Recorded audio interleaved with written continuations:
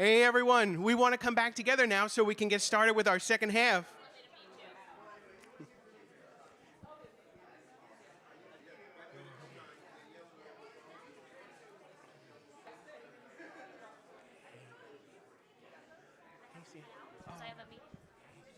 You too.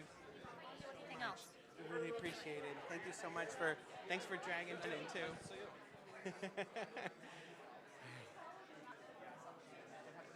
Let's see.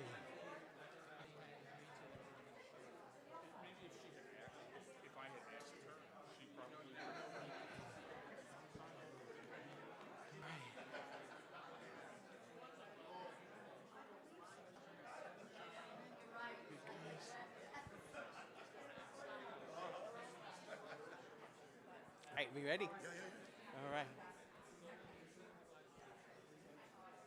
All right, everybody, welcome back. So we're going to get started with our second half. We have a special guest. I'm super psyched to introduce him to everybody. So, everybody good?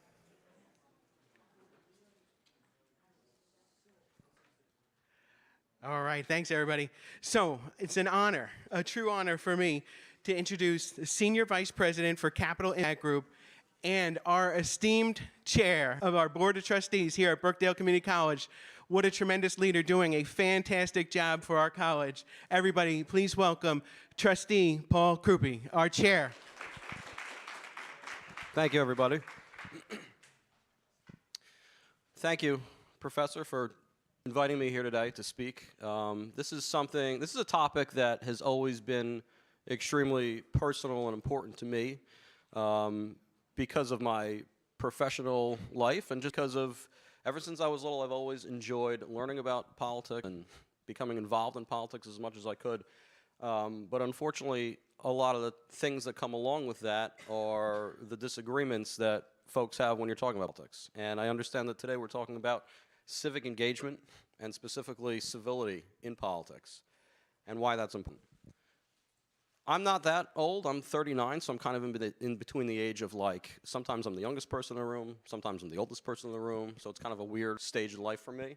But I do remember specifically in my lifetime, I think the last time our entire country was united, without a shadow of a doubt, was right after September 11th. And that might have been before some of you guys were even born. But that was a time in our country when everybody was consumed with fear and doubt. Everybody was really scared. And we all united as Republicans and Democrats, all ages and religions and races. We all came together because of the severity of the attack, and we were all shocked, and we didn't know what was going to happen next. And since then, in the ensuing years, the fabric of that civility was kind of torn apart in a lot of different ways, and I think for a lot of different reasons. The biggest change that I witnessed in that time, in the ensuing 21 or so years, was the advent of social media. Social media is an amazing tool. It allows anyone to get news at their fingertips any second of the day. When I was growing up, we would watch the news around the dinner table, and it was always Channel 7, and that was kind of how we consumed our news. And now you can log on to basically any channel, whether it's Apple News or Twitter or X or TikTok or Instagram or whatever, and get whatever news that you want to learn about at that instant. The problem with that is the way these algorithms are set up is that they learn the type of news that you like to consume, so that after a while they only show you that specific kind of news.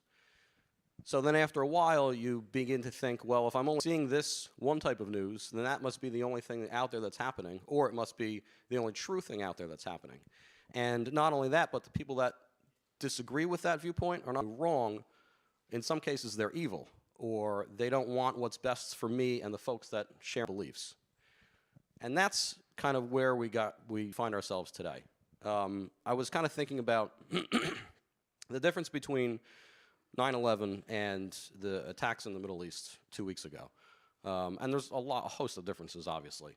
But kind of the way that the world reacted to them, to me, was the starkest difference in how it was presented in the news media. A lot of the coverage was kind of focused on one side or the other. And depending on which side that you agreed with more, kind of dictated the type of news that you would probably see more or resonate with more. It wasn't enough just to say, you know, I don't have a specific side I agree with, I just that people like, you know, shouldn't suffer in any way. You have to pick a side, right? You have to be either a pro-Israeli or pro-Palestinian, and the other side, the opposite side of that, was wrong and evil and shouldn't even be tolerated. And that's really a terrible way to live and to understand about what's going on in our society. It's extremely depressing, and it's really kind of tearing the fabric of our society apart. In my professional job, I'm a lobbyist. I work in Trenton. I work on state policy, a lot of budgetary issues and education issues and healthcare issues. So obviously it's not, you know, I don't deal with any topics like, you know, pending nuclear war in the Middle East, but certainly a lot of topics on the state level that are emotional to some people, and kind of bring out people's gut instincts and gut reactions. The best thing that I can tell you right now, because obviously I think you probably all, mostly all are poli-sci majors, so the fact that you're here today is a really good thing because you're interested in this kind of thing, and you're probably a sophisticated consumer of news to begin with. Read as much as you can from as many different sources as you can. You know, Twitter used to be great for that, and now it's a disaster. You know, TikTok, don't read your news on TikTok or Instagram or whatever. Sign up for like $15 a month for Apple News and subscribe to different channels that are on the left and the right side of the spectrum, and do it that way. And like legitimate sources too, on the left and the right side of the spectrum. Read as much as you can, and be afraid of reading something that you may disagree with or that you may find objectionable. That's the only way to have a broader scope and a broader understanding of the issues around us, so that you not only gain empathy for the other side, but you consider all angles and why they're important. In my job, it's important for me to learn about all sides of an issue, because when I come before the legislature or before the governor's office, I obviously have to convince the elected official why this particular issue is important to my client, but I also have to be ready to anticipate what the counter-argument is going to be, and either acknowledge that that's absolutely correct, or, you know, it's not exactly accurate is why. So as a consequence of that, I read a lot, and I study a lot of issues from all different angles. Excuse me. That has always been an interest of mine ever since I was little, because I'm kind of a nerd when it comes to this kind of stuff. But it's also really important now, because when you kind of get stuck in this cycle of just scrolling, you know, doom scrolling social media, it's so easy to fall into this trap. I mean, I see it myself. It's easy for me to fall into the trap of just reading things that resonate with my own viewpoint. And sooner or later, you find yourself in an echo chamber. And sooner or later, you maybe sit next to a friend of yours who has a differing opinion on the crisis in the Middle East, and all of a sudden, they're not your friend anymore. We can't continue to live like that as a nation. And unfortunately, a lot of our elected officials on the state and federal levels don't set a good enough example for us to follow. Excuse me. Just getting over seasonal allergies. We saw in Congress the past 3 weeks is an example of this. I mean, it wasn't even a Republican versus a Democratic thing. It was one party couldn't come to a consensus to find a person to lead their caucus in Congress. For 3 weeks, they couldn't agree on somebody. And it came down to a lot of different reasons, whether you thought they were important or not. They were personal to each of those individual members, enough so that they ground Congress to a halt for 3 weeks while there's a war going on in the Middle East, and while we're committing, you know, hundreds of millions of dollars to another war in Ukraine, and our own country is suffering under waves and waves of debt. This issue of like which, you know, potential speaker was going to be the best one was more important to these folks than actually just getting back to work. So it's not just, you know, young people succumbing to the lure of social media. It's our elected officials. It's people that should know better. They don't, because of the environment that we find ourselves in. So again, I would urge you all to be as sophisticated consumers of news as you can. It's only going to suit you well in the future, and hopefully we'll be able to turn the tide of our own culture that we find ourselves in, where it's impossible to get anything done. For my own job, like I said, I have to do that on a daily basis because that's how I build my own professional credibility, and that's why people rely on me to come, either elected officials or my clients or people come to me for either strategic advice or knowledge about certain issues going on in the state, because I make that extra effort to become knowledgeable. You have to have the will to do it, right? You have to go that extra mile and make that effort. But the fact that you're all sitting here on Friday when you don't have to be is very promising, because that tells me, well, you actually want to do that and want to make that effort. So that's really what served me well in my career. I also sit on the Board of Trustees here at Brookdale. Excuse me. I have for the past 8 years, and I'm the board chair. And one of the best lessons that I've learned sitting on the board is how to cooperate and how to find compromises with different people that you may work with on a daily basis. I've seen a lot of board members have come and gone, and a lot of different transformational changes have happened here at Dell that I'm extremely proud to have been a small part of. And that's because myself and my fellow board members have found ways to talk about our differences and come to compromises and cooperate with each other and with President Stout and with the rest of the administration and the faculty, so that this school continues to be the best institute of higher education in Monmouth County and the #1 community college in the state. And we're only able to do that because of our professional relationships with each other. So this is an extremely important topic, and I thank Professor Moshberger for hosting this day today, because it couldn't have come at a better time, and I'm really happy to hear it. Does anybody have any questions? I'm happy to answer anybody, if anything. No? Was that good, huh? So that's pretty much it. Anything else, Professor? Okay. Thank you. Yeah, thank you all for having me here today. Like I said, don't be afraid to ask questions, and you don't necessarily have to believe the first, the second, or the third things that you read. Talk to as many different people as you can. Don't be afraid to go out of your comfort zone. Your biggest asset are the folks that are sitting around you. This is a great, diverse population of students, very smart population of students, and lean on each other as resources, because you're the next leaders of our nation, and we're depending on you for sure. So thanks very much, everybody. Oh. Yeah.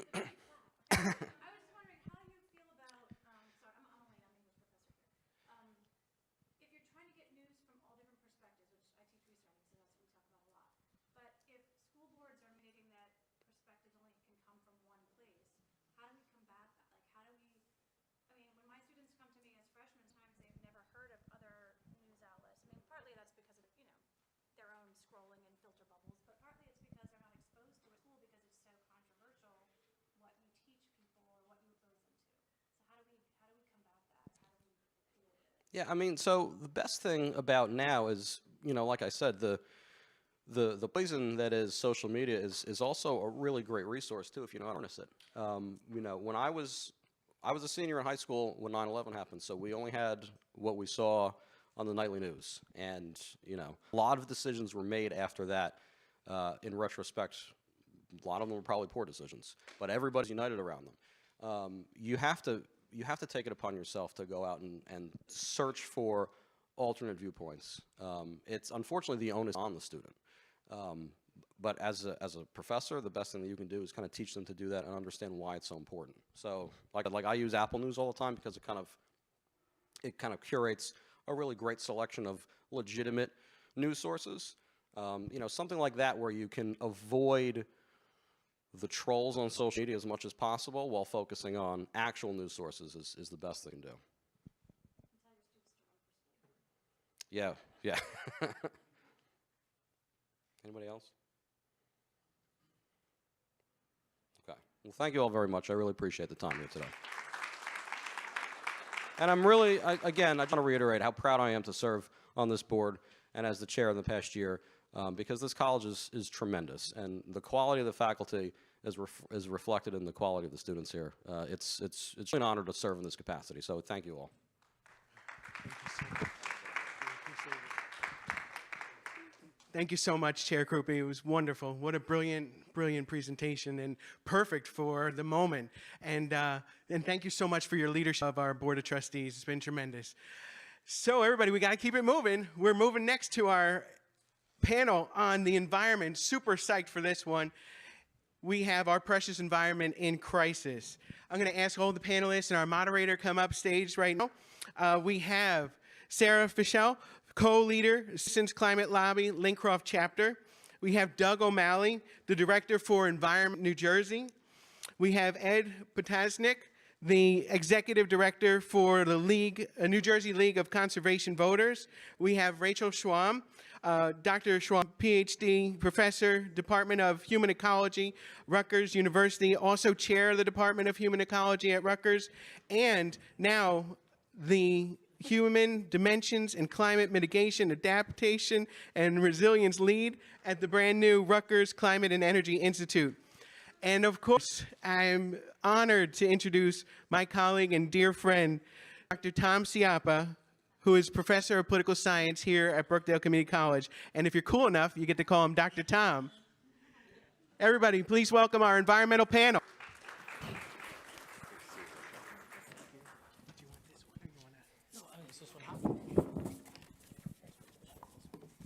All righty. Hey, everybody. Y'all hear okay? I have a very loud voice, so if it's too loud, let know. Anyway, to the panelists, welcome. I'm Tom Ciappa. It's nice to meet you all. Sarah, I do know. The rest of you, I don't. It's really, really nice to meet you all. So I'm not going to spend a lot of time really getting into opening remarks here. I'll mention a few things later on.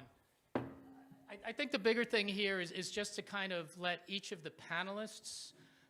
What I was thinking here, if it's okay with all of you, is give you about 8 minutes each, just to kind of do a little bit of an opening, kind of presentation, but really, in terms of, what your organization or your academic institution, kind of how you view the problem, how your organization views the problem, what you see some of the dynamics are right now that are happening with regard to the issue of climate change, and then we can take it to some of the questions that I had posed to y'all, and if we've got some time left, get some feedback from all of you. I will say one thing real quickly, and that is the obvious. All of the conversations that we're having today are completely pointless if there's not a livable planet. That's the most obvious point of all. And one of the things that we always get into with regard to the idea of the planet and stuff like that is, the never-ending kind of doomsday scenarios that have been around for a long time with people that are very passionate about environmental matters. That, oh my God, you told me that the Earth was going to end yesterday, and guess what? We're still here today. Oh my God, you told me we're all going to die of a famine 2 years ago, and hey, that didn't happen. Come on, Tom, you told me about climate change, but guess what? Everything is fine. Well, everything is not fine. Let me just pose a real quick question for you all. All right, feel free to shout it out. What are the two most essential ingredients for any one of this, either any one of us on this planet to survive? Okay, water's one. What's the other? Air. Okay, then riddle me this. As Frank Gorshin, the Riddler, I'm dating myself here now, man. You talk about the old guy in the room. I grew up with the old Batman TV series with Adam West. Yeah, the real cheese stuff. There you go. All right. All right, now, riddle me this, as the great Gorshin would say, as the Riddler. If these are the two most important things for us to survive, then why do we pollute the crap out of them? Isn't that a really, really good? Now, somebody could say it's for profit, it's for this. But no. All I hear all the time is, oh my God, humanity, we are so smart. Oh, nothing on the planet holds a candle to, wait. Let's dial that back a minute, man. If we need clean air and clean water to survive, then why do we pollute the crap out of it? Please, let's all take it a notch down about human wonderment, all right? So anyway, what I'd like to do is have each of the panelists introduce themselves. And then, if you would, I'm just going to have a little timer here, and I'll just give you a head nod when we're getting 8 minutes. And if you just kind of, provide to the audience again, what you're doing, how you see the problem, what your institute and your academic endeavors, where they might be taking you, all right? So if I could start with you first, that'd be great. Okay, thanks. Ed Potasnik, I'm Executive Director of the New Jersey League. Is that okay? No, I feel like maybe somewhere between. I'm Executive Director of New Jersey League of Conservation Voters. We're based in Hamilton, New Jersey / Trenton, and we're about 11 years old. I'm going to answer the question posed and guide you to an academic resource which was written by Dr. Seuss called The Lorax. I think it answers that question fairly well. And I love to read it to students. Actually, my background is I was a high school chemistry teacher for about 10 years. For me, my research area was synthetic, organic, natural products. So that means things that are found in nature that we try to make in a lab so that we don't have to cut them down and we can make them probably likely more affordably and hopefully more environmentally friendly, but also more abundantly than they might be found in nature, particularly things that would be life-saving, like for cancer. And then you might ask yourself, how does a person who is a chemist end up doing what I'm doing now? And I'll tell you a little bit more about our organization, but I was really frustrated. The other panels asked this question, what was the moment you knew to run for office, get involved?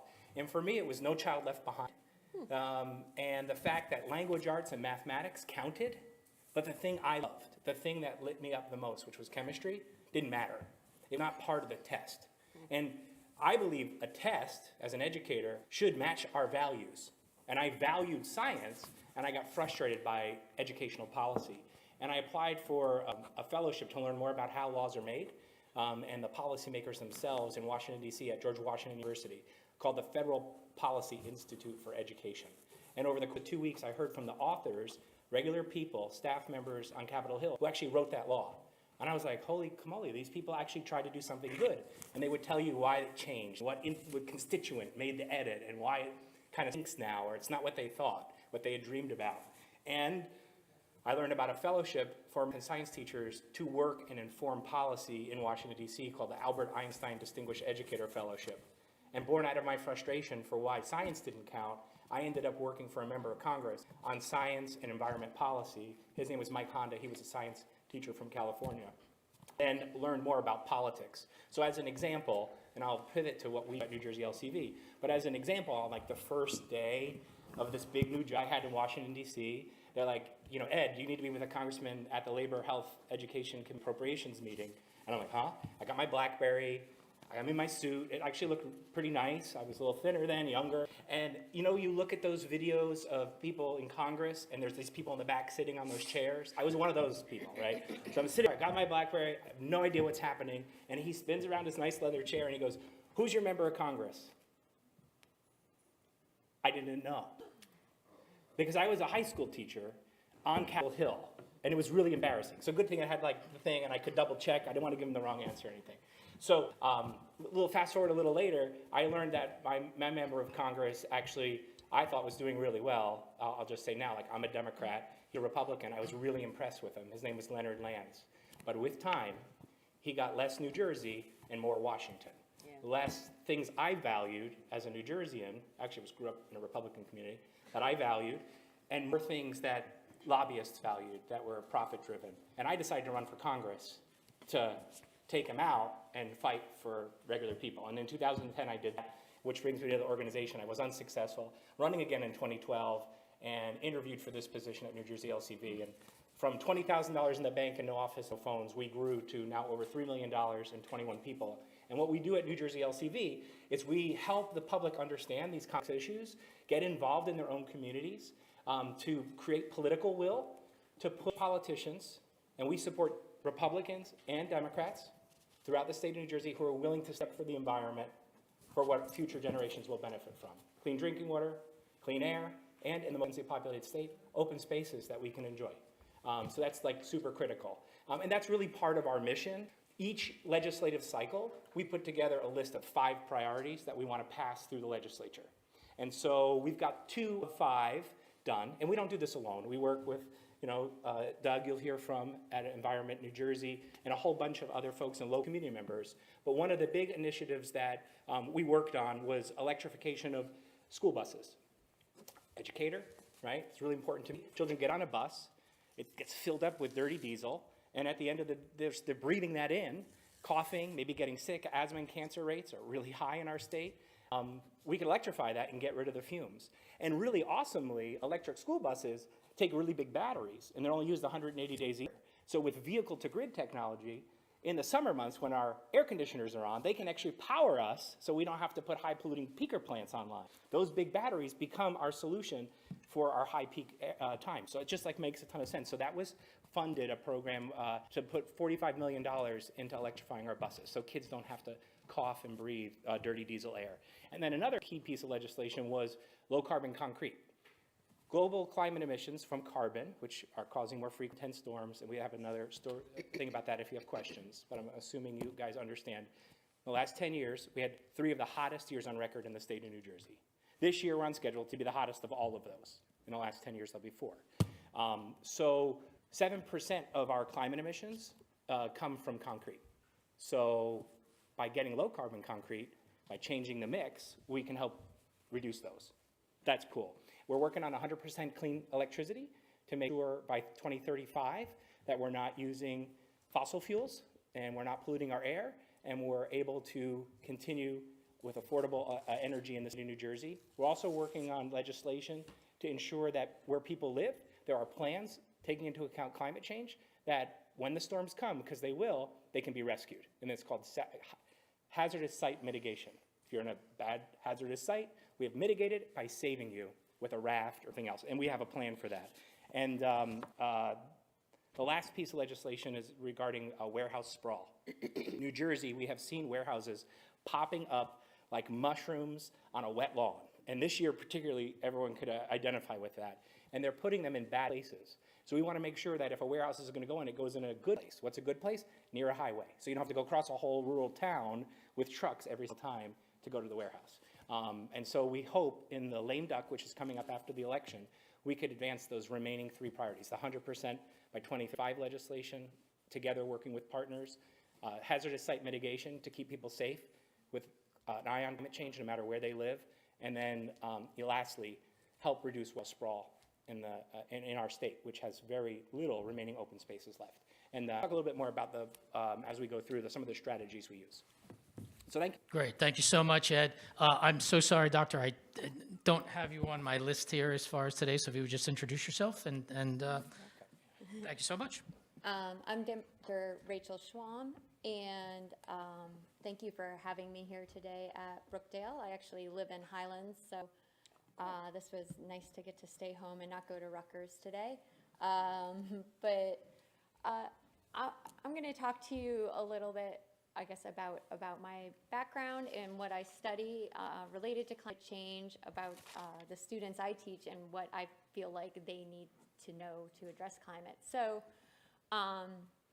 I did my undergraduate in biological environmental sciences and English, went on and got my master's in environmental management at Duke University, focused on resource economics and policy, went and worked at a nonprofit that works with utilities to help customers save energy and run demand-side management programs. So the idea that it's cheaper to help people save energy than it is to build a new power plant, right? And we use a lot of that in New Jersey. We have very active energy efficiency, energy conservation programs to both try to lower our greenhouse gas emissions, but prevent needing to build new power plants as we expand our population. And this is also an important part of, as we try to build out renewable energies to decrease our carbon footprints, we want we need to kind of be able to be replacing and take fossil fuels offline, right? So you really need to kind of keep that growth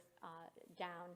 And so I worked with a group called the Consortium for Energy Efficiency, coordinating these demand-side management programs across the US, including New Jersey. From that, I went back and got my PhD at Michigan State University. I only go to good basketball schools, so. And got my PhD in sociology with a specialty in environmental science and policy, and have come now to Rutgers, where I studied the kind of politics of energy transformations. And right now I'm at Rutgers University. I'm in the Department of Human Ecology, which is a group of environmental social scientists. So we have backgrounds in psychology and anthropology, sociology, political science, but we all work on environmental problems. And we run a major environmental policy, institutions, and behavior. So helping kind of change government, but also change individuals, change communities towards more sustainable behaviors and policies. So if you're two-year associates and interested in the environment, come to me. I'm your person. We run a wonderful little major. We have a minor in sustainability as well. So that's kind of more, that coordinates with engineering and economics and kind of other departments. My research right now, my two projects are looking at public support for energy decarbonization technologies, and so I've ran about 5 studies using all different kinds of samples and recruiting of people to find out how we get the most representative voices kind of into our polls and our surveys, and just asking people what their preferences are across solar, across nuclear, across offshore wind, you know, all these kinds of different energy technologies. Solar's the most kind of unanimously popular across. That's kind of a preliminary finding from folks, and wind has to hit lately in kind of public opinion. And I also have another project where we are studying how, it kind of goes to your question of like, how can we be so smart and yet so inactive and dumb, right? And, Well, I think dumb is a fair word. Yeah. I think that's it. Let's call it for what it is. And so this is a project looking at how people have come to understand the wildfires and also Storm Uri. That was the ice storm in Texas, how that disrupted the electrical grids in those areas, and how people understand the different factors that cause those disasters, which are, you know, lots of different factors. One of them being climate change in one case, more in the wildfires than in the winter storm.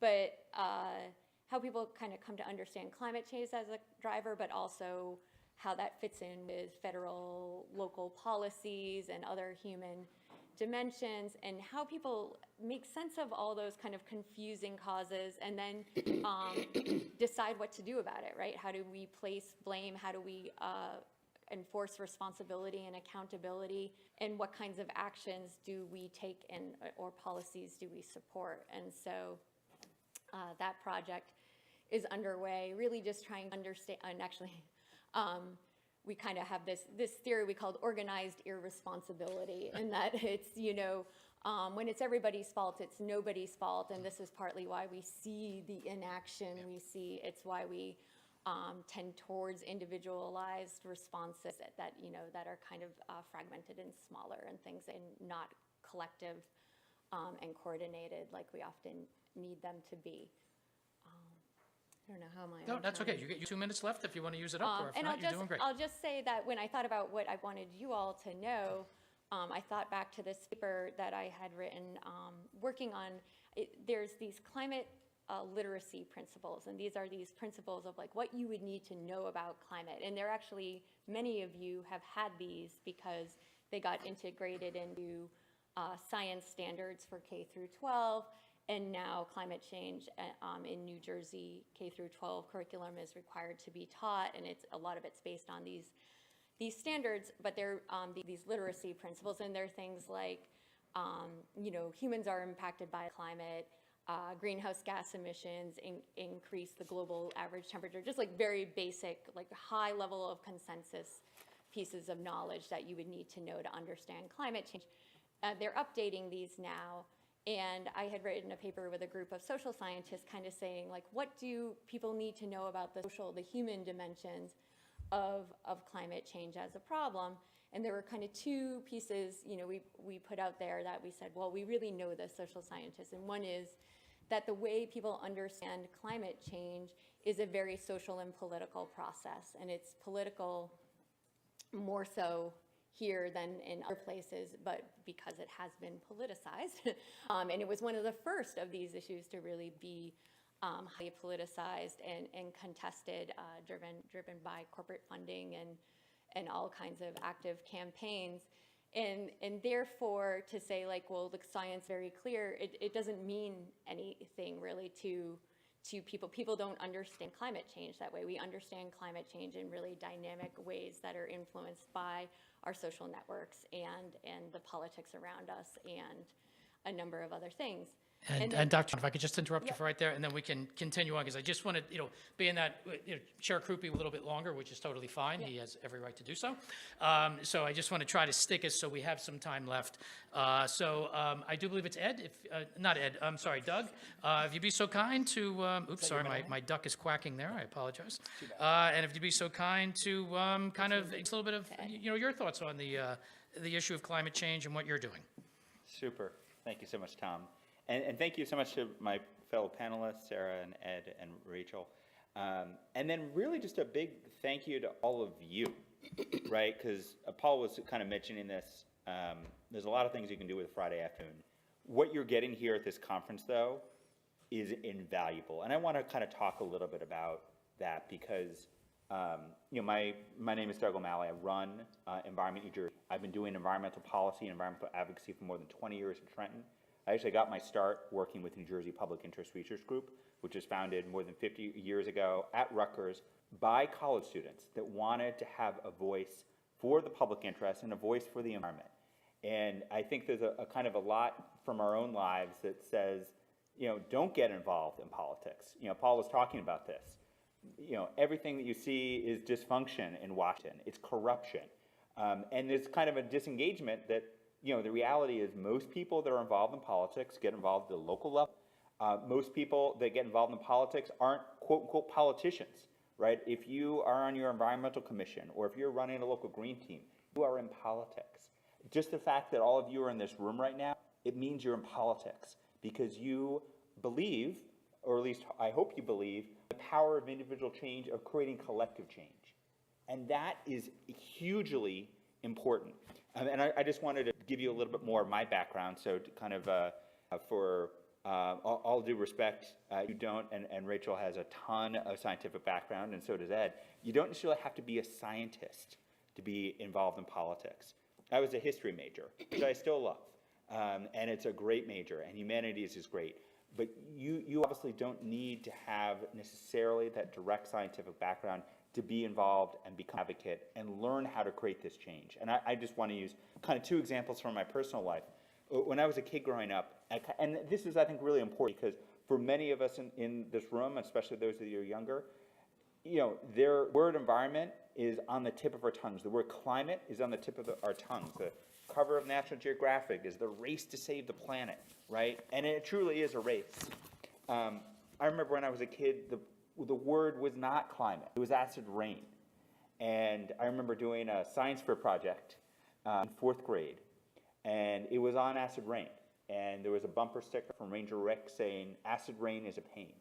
And I literally had test tubes, and I collected rainwater, and then I dipped a pH strip into the test tubes. And I was blown away as a 4th grader to learn that the rain actually was not neutral. It was leaning towards being more acidic. As a kid, you lean your head back and you drink rainwater. That was the last time I did that. And the thing that I didn't know at the time was, 1988? In Congress, there was a debate to strengthen the Clean Air Act. And actually, in 1990, the Clean Air Act was strengthened under a divided Congress, or a divided leadership between the Congress and White House, President George H.W. Bush and a Democratic Congress, to strengthen the Clean Air Act and to cut down on the emissions from power plants that led to acid rain. That doesn't mean that our environment is all clean, but it showed a bipartisan willingness to solve a crisis that was in front of us. The same sort of leadership led to the reduction of CFCs, which caused the ozone hole in the 1980s. And so this is kind of a reminder that there's a lot that we can do if we kind of connect the things that are personal to these broader policy issues, which Ed was touching on many of the policy issues that are in Trenton. And I think that's kind of the key here, is that when we think about kind of the things you do in the personal level, as a kid, I stopped drinking rain, right? I did another science fair project the next year on recycling. We didn't have recycling yet. I collected our trash, and lo and behold, the only that composted had a lot less trash than we did. That was a wake call, but the idea is that creating that change in the aggregate, right, whether it be on the national level or state level or just in our local town, requires people to get involved. And my hope is that kind of you're listening here being like, all right, what do I do? What do I do after this? I want ideally, each one of you to get involved. And this isn't a trick question, but has anyone ever been to a kind of a local meeting in their town on the environment? And if you have, just shout out the town and kind of the meeting that you went to.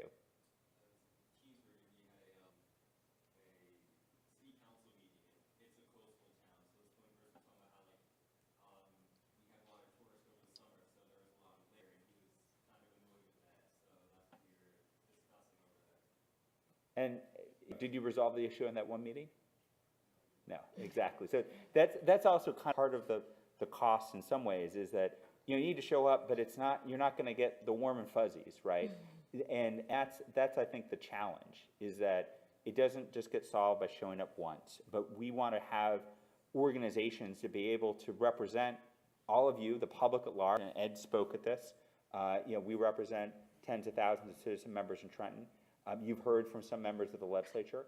It's really important that, when we think about the crisis of climate change, and, we are literally coming off the hottest summer on record, the hottest September on record, the hottest temperature in the Atlantic. There's a lot of superlatives out there, but as Tom was mentioning, you wake up and the world seems like it's the same. The reality is it is changing, right? And we are seeing a warmer world. It is going to impact our world in a big way, but we need to localize it. And that's really what our job at Environment New Jersey is that, we want to be able to build coalitions of groups, obviously working within our environmental community, which Ed was referencing, but also, and Ed obviously does this as well, but to work outside of people who think like us. So how do we get those city council members in Keensburg to be on our side? How do we get mayors? How do we get labor unions? How do we get faith leaders and environmental justice leaders to say this is a key priority, and we want action, right? And that is hard, because that is finding consensus. So I want to be clear about this. It is a lot easier in some ways to kind of take those personal actions, and we want to create more political change, so it's easier for people to go green. 20 years ago, you didn't really buy an EV, even 10 years ago. Now you can. And with the Inflation Reduction Act, those incentives make it a lot easier, passed by Congress and President Biden, it makes it a lot easier to see the change we want in the world and to make that happen. But to even get to that place, we kind of need everyone that is interested in these issues to figure out how they can be involved. And that's, in many ways, our job at Environment New Jersey, is to make sure that all of our legislators, all 120, think about the environment as something that not just the environmentalists, LCV and Environment New Jersey care about, but the public, the constituents, you as voters care about, and that the onus is on them, whether it's electrification of our buildings, whether it's making sure that our shows aren't polluting our lungs, whether it's making sure that our drinking water is safe when it comes out of the tap, doesn't have PFAS forever chemicals, or as we were talking about, talk about litter, talk about plastic pollution, how do we create change there?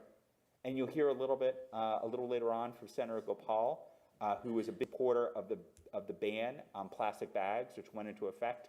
It was a big fight, and literally we have eliminated billions of plastic bags that were used for 15 minutes, and that were polluting our environment for not forever, but in our terms, forever. So this is kind of a reminder that individual action can lead to collective action, can lead to change and political change on the crisis in front of us. All right, thank you so much, Ed. And Sarah? Perfect lead-in. Hi, I'm Sarah Fischel. I'm, as Tom had said, I'm the co-leader of the local chapter of Citizens Climate Lobby and Citizens Climate Education, which is an international organization, mostly here in the United States, and co-lead our local chapter. I live here in Monmouth County, and I'm a retired engineer. I spent my career as a manager in telecommunications and biotech. And my personal story to why I spend some time on this now is partly that I really thought the government was going to solve this problem. In 2010, after several earlier tries, the federal government almost passed a bill that you might hear of from time to time called Waxman-Markey. It was a bipartisan bill that we thought was going to make major progress to reduce our greenhouse gas emissions. It passed the House, but did not pass the Senate. It did not pass the Senate because we were in the middle of the Great Recession, and because the lobbyists were at the doors of the senators every day, and there was no citizen's voice organized around the country to be knocking on senators' doors and in their offices every day. Citizens Climate Lobby was a very small organization at the time, and they grew with the intention after that failure to put citizens into the mix of what senators' offices heard about. So our objective is to train volunteers to be able to do outreach to their political representatives at the national level to get good climate policy enacted. And our principal slogan is that we build political will for a livable world. And to build political will, you have to reach out to your representatives, but you also have to reach out to your own community. And we spend a lot of time training ourselves to be able to talk to people who don't agree with us. And boy, is it hard work. It doesn't come naturally to me. Others of slogans are, our solution to climate change is democracy. So a true working democracy can bring us real climate action in this country. We saw that in part in the passage of the Inflation Reduction Act a year ago, which is the biggest climate legislation that the country has seen so far. Citizens Climate Lobby reached out to Congress in person or by electronics or phone 75,000 times during that campaign. And Senator Whitehouse came to our conference and cheered us and stuff, and we think he's a hero. So you can make a difference in a grassroots organization. We try to be nonpartisan. We have conservatives in our organization as well as more traditional elements of the environmental community. And we really think that the way that you get long-lasting climate legislation is on a bipartisan basis, that you need support from all parts of the political spectrum to achieve lasting legislation that will lower our greenhouse gas emissions. One of the other parts of our theory of change is that by getting regular people into the offices of politicians, you can make a change and see that happening. We want to be in there as often as the fossil fuel lobbyists are. Have you heard of the expression, progress moves at the speed of trust? So both progress and relationships move at the speed of trust. And there's a set of skills that you have to build in order to build those relationships. And we spend a lot of time working on that. We're proud that we were part of getting the IRA passed. It puts us on a track to reduce the United States' carbon pollution by 40% by 2030, which is within striking distance of the climate goals that the country has set and that are consistent with the Paris Accords. So it's not quite enough, but if it gets fully executed, it can be. We are continuing to lobby for federal legislation that do things like ensure that the IRA's potential can be completely fulfilled by building up transmission lines. And you can pick up a thing with a QR code from our table where you can tell Congress that you think that's important too. So I think that everybody who cares about climate action and climate policy needs to do that work in a group. Maybe all these different kinds of civic engagement we've been talking about today, you need a group because this work is hard.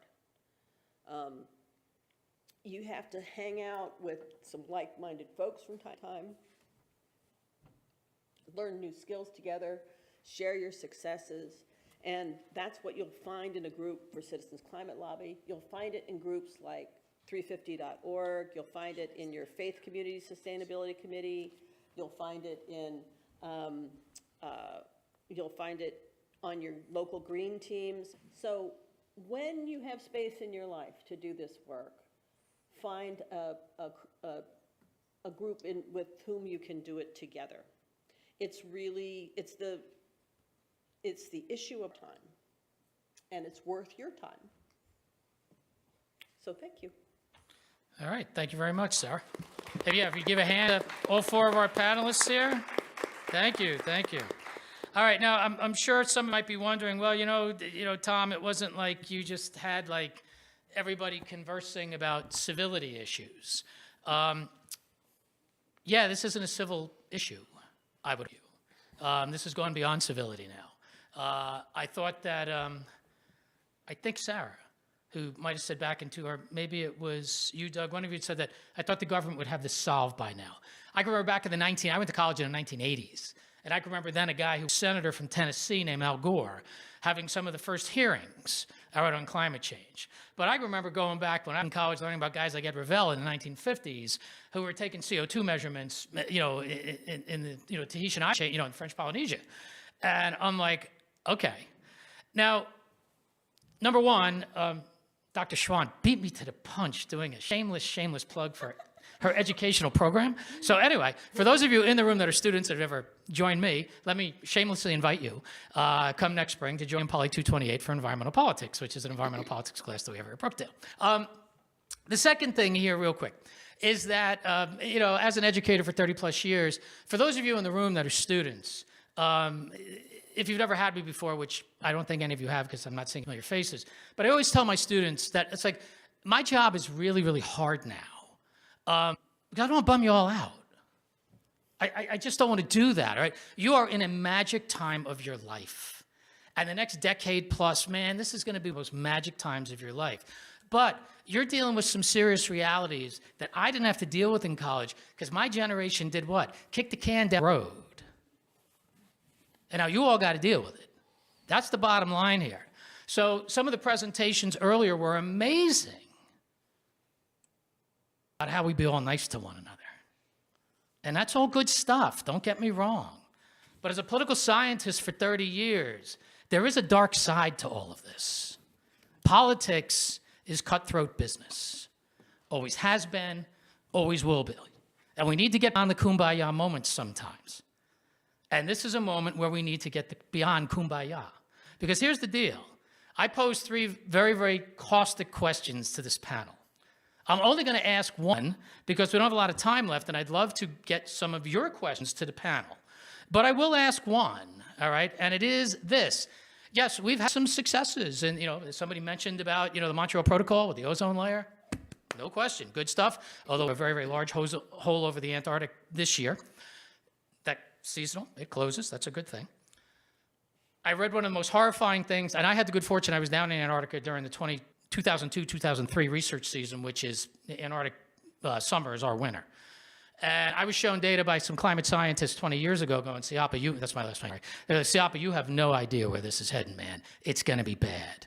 And I read one of the most terrifying articles of my life the other day. I'm sorry, I can't remember the publication right now. Out the West Antarctic ice sheet. And it's over. Right? The Thwaites Glacier is going to collapse. It's just a matter of time. I don't mean to bum you all out. What does that mean for all you? Not much. Outside of sea levels are really, really going to go up, and that's not for New Jersey. So let me pose one question to the panel. This is one for all of you to stew on. I'm kind of bummed that some of the panelists earlier in the day, who were all very nice with one another, like, well, if we just talk nice to one another, it'll all be good. And let me ask you this following question, all right? And I'll read it to all of you. This is what I sent to the panelists. The global average for CO2, carbon dioxide, during 2022 hit 417 ppm, parts per million. Now, that blows away the Paris Accords. That's all good stuff, man, but we've already exceeded 1.5 Celsius this year in a couple places around the earth with regard to Paris. And I see Doug rolling his eyes, and indeed, this is serious business, all right? Over the past 800,000 years, the atmospheric carbon load has never been this high. Clearly, the world's leading industrialized democracies are failing at reducing atmospheric carbon. The same can be said for the world's leading industrialized authoritarians, for example, in Russia. What future political path must be taken to reduce atmospheric CO2? So I'll leave it open to the panelists first. Whoever wants to take a crack at my question, I'm all ears. Well, the news has been both very good and very bad. You talked about some of the very bad news. Well, I'm talking about the aggregate CO2 level. I'm not talking yeah, about, yeah. little regional successes here and there. The temperature and whatnot. The thing that is very good is that since Paris, we've really bent the curve. And that's through the miracle of solar panels, the reduced prices in batteries, the reduced prices in wind power. And so the latest IEA report, we're like halfway to where we need to be. But that means that we still have halfway, the projections are, if we continue to build out at the rate that we're building out, if we do the policy thing all the countries have agreed to, then we're halfway to where we need to be. We need to do twice as much what we are seeing in the projections. So the good news is we're halfway there. The bad news is we have as much to do as we've already projected to do. Ed? So Tom. I'm sorry, Doug. I keep calling you Ed. It's okay. I'm sorry, Doug. It's all right. Just not the first time. So I think as I was listening to you, and I think perhaps for some of you in the audience, you have the same meme in your brain, which is the dog drinking that cup of coffee at the kitchen table, and the room is on fire, right? And he says, everything is fine, right? And there's so much truth there. We're not going to get too existential on this, but we are literally jumping around the room saying the room's on fire. And a lot of people saying everything is fine. Yeah. And to kind of reference what Tom is talking about civility, it could have been Al Gore. Before that, it was Carl Sagan. Jim Hansen testified in the record-breaking summer of 1988. Right? We knew those problems. And why didn't we act? And I think this is really, not to point fingers here. The problem I'm all for pointing fingers. Go for it. The problem isn't us. The problem is that there are companies, especially fossil fuel companies, that have known the science for years. The science from ExxonMobil is incredibly accurate from the 70s and early 80s. There's a financial profit to literally extract fossil fuels and sell them. And that's not just true for the largest oil and gas companies in the world. It's also true for the petro dictators. You mentioned Russia, right? Russia is in the middle of a massive war, and I would argue, a war of, that ultimately is kind of about democracy. In many ways, what's happening in Israel right now, where did that money come from? It came from Iran, which is an oil country.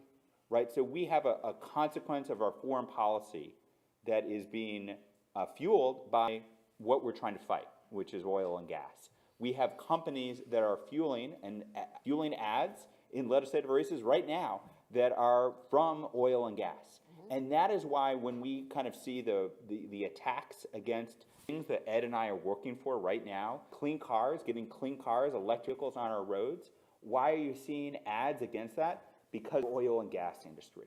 And that's because it is massively profitable to extract oil and gas and sell it. And they are literally going to take us off a cliff. And so this is I think, to answer your question, yes, we need to get the agreement from Paris and from future climate accords. We need to get that agreement. We need to lead here, right? And the Inflation Reduction Act is helping us to do that. We need action from the states. And we need, obviously, a Congress that will actually act on climate. We need a president that will act on climate. And we need a state governor. And I'm not just talking about New Jersey, it's just across the country. Governors and legislators are willing to act on climate. And that ultimately comes back to whether people are telling their elected officials that climate matters, whether it's a kitchen table issue. Because it was sure as hell a kitchen table issue when you couldn't go outside this June because the air was too dirty from the smoke. And it's not like the fire just went out that next week. Canada was on flames all summer. So this is kind of a reminder, whether you care about these issues, whether your friends and colleagues care about them, it's not really going to be a choice. It's going to be a choice that's going to be forced on them. And that's why we're doing what we're doing. That's why all of us at this roster are doing what we're doing. But we need your help to make sure that happens as well.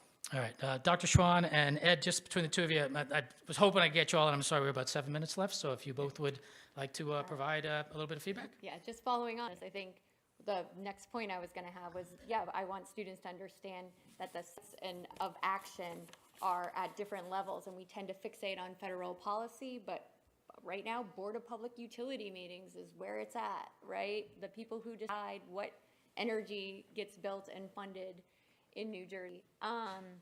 And those decisions are all at the state level, what your electric grid looks like. The second thing I would add was also to your point is, when we think about solutions, I talk to my students about campaign finance reform and changing the way the political system is funded to try to decrease the power of these oil and gas companies. We also talk about increasing the power of decarbonized energy companies as wind and solar and those kinds of companies begin to exert influence and try to get them, if we're going to keep the same system, that lobby going. And then I think the third is clearly just going to your overall global level emissions, that the U.S., as we bring our emissions down and invest in those technologies, can have some spillover to other countries, right? And we're benefiting from Germany's efforts now to a great extent. We're also benefiting from China subsidizing their solar industry for a while and bringing down the cost of solar as well.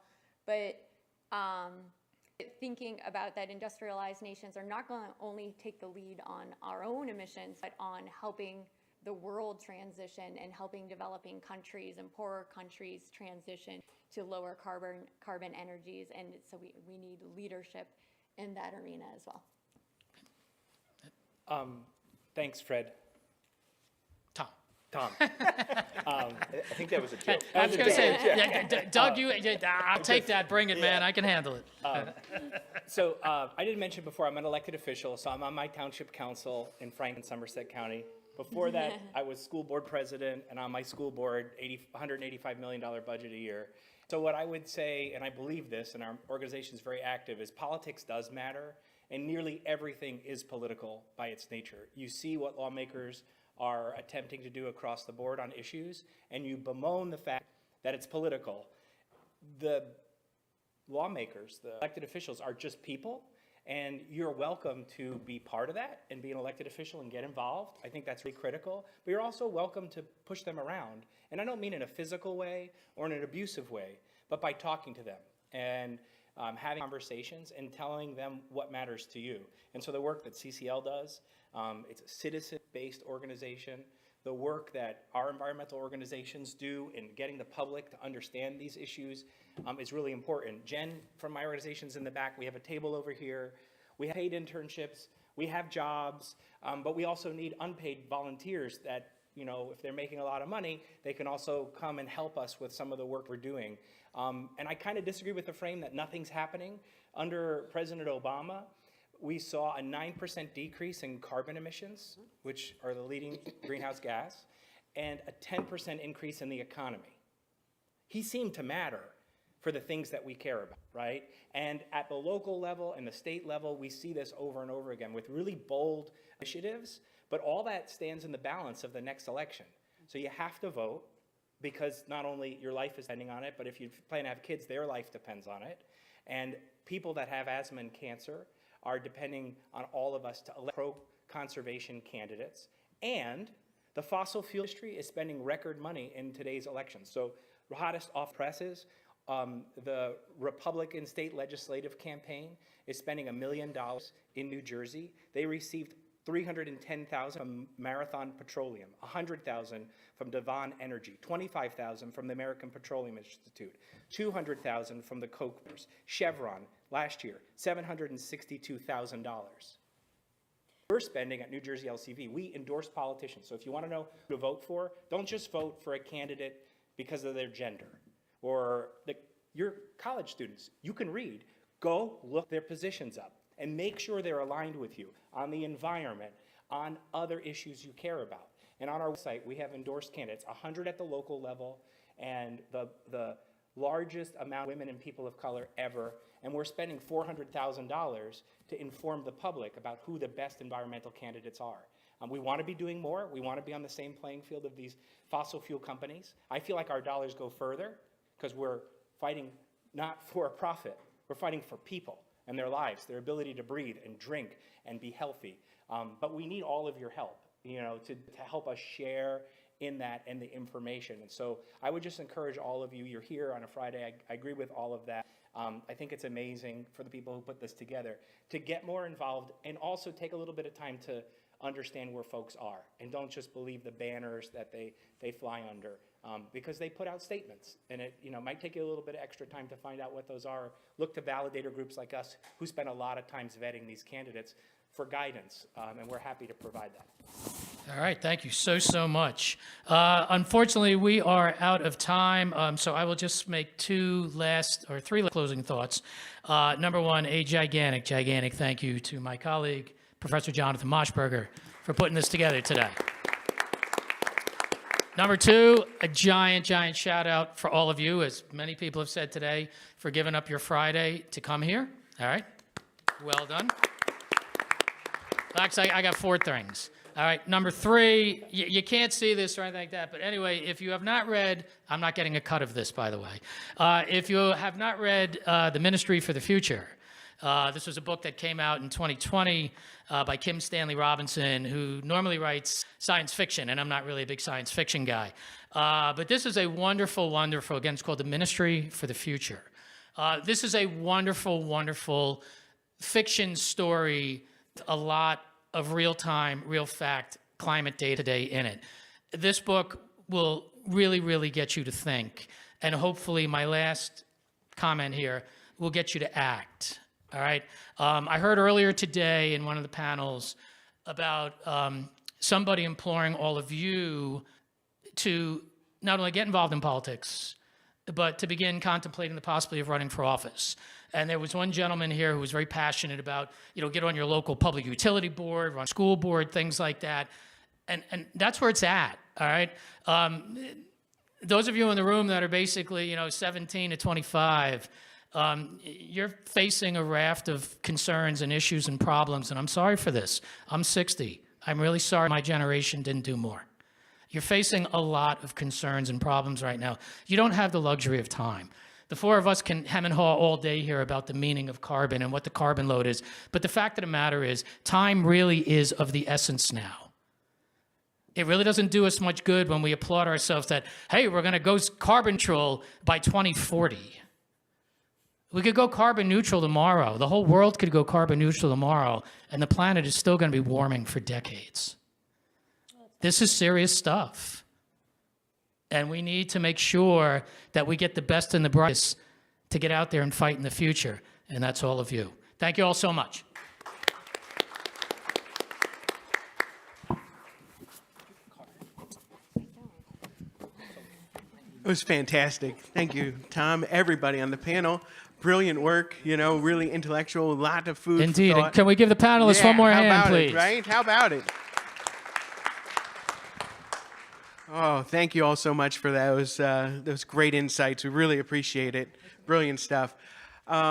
So it looks like Senator Gopal isn't here just yet. So we're gonna we'll move ahead in the agenda, and then hopefully he'll come in a little bit, and we'll fit him in. But we'll change the order a little bit, right? And I'll be right back. Thank you so much. Really appreciate it. Great job. Really wonderful. So we're gonna have our graduate trustee from the Board of Trustees, Trustee Rebecca Fishoff, to present to us.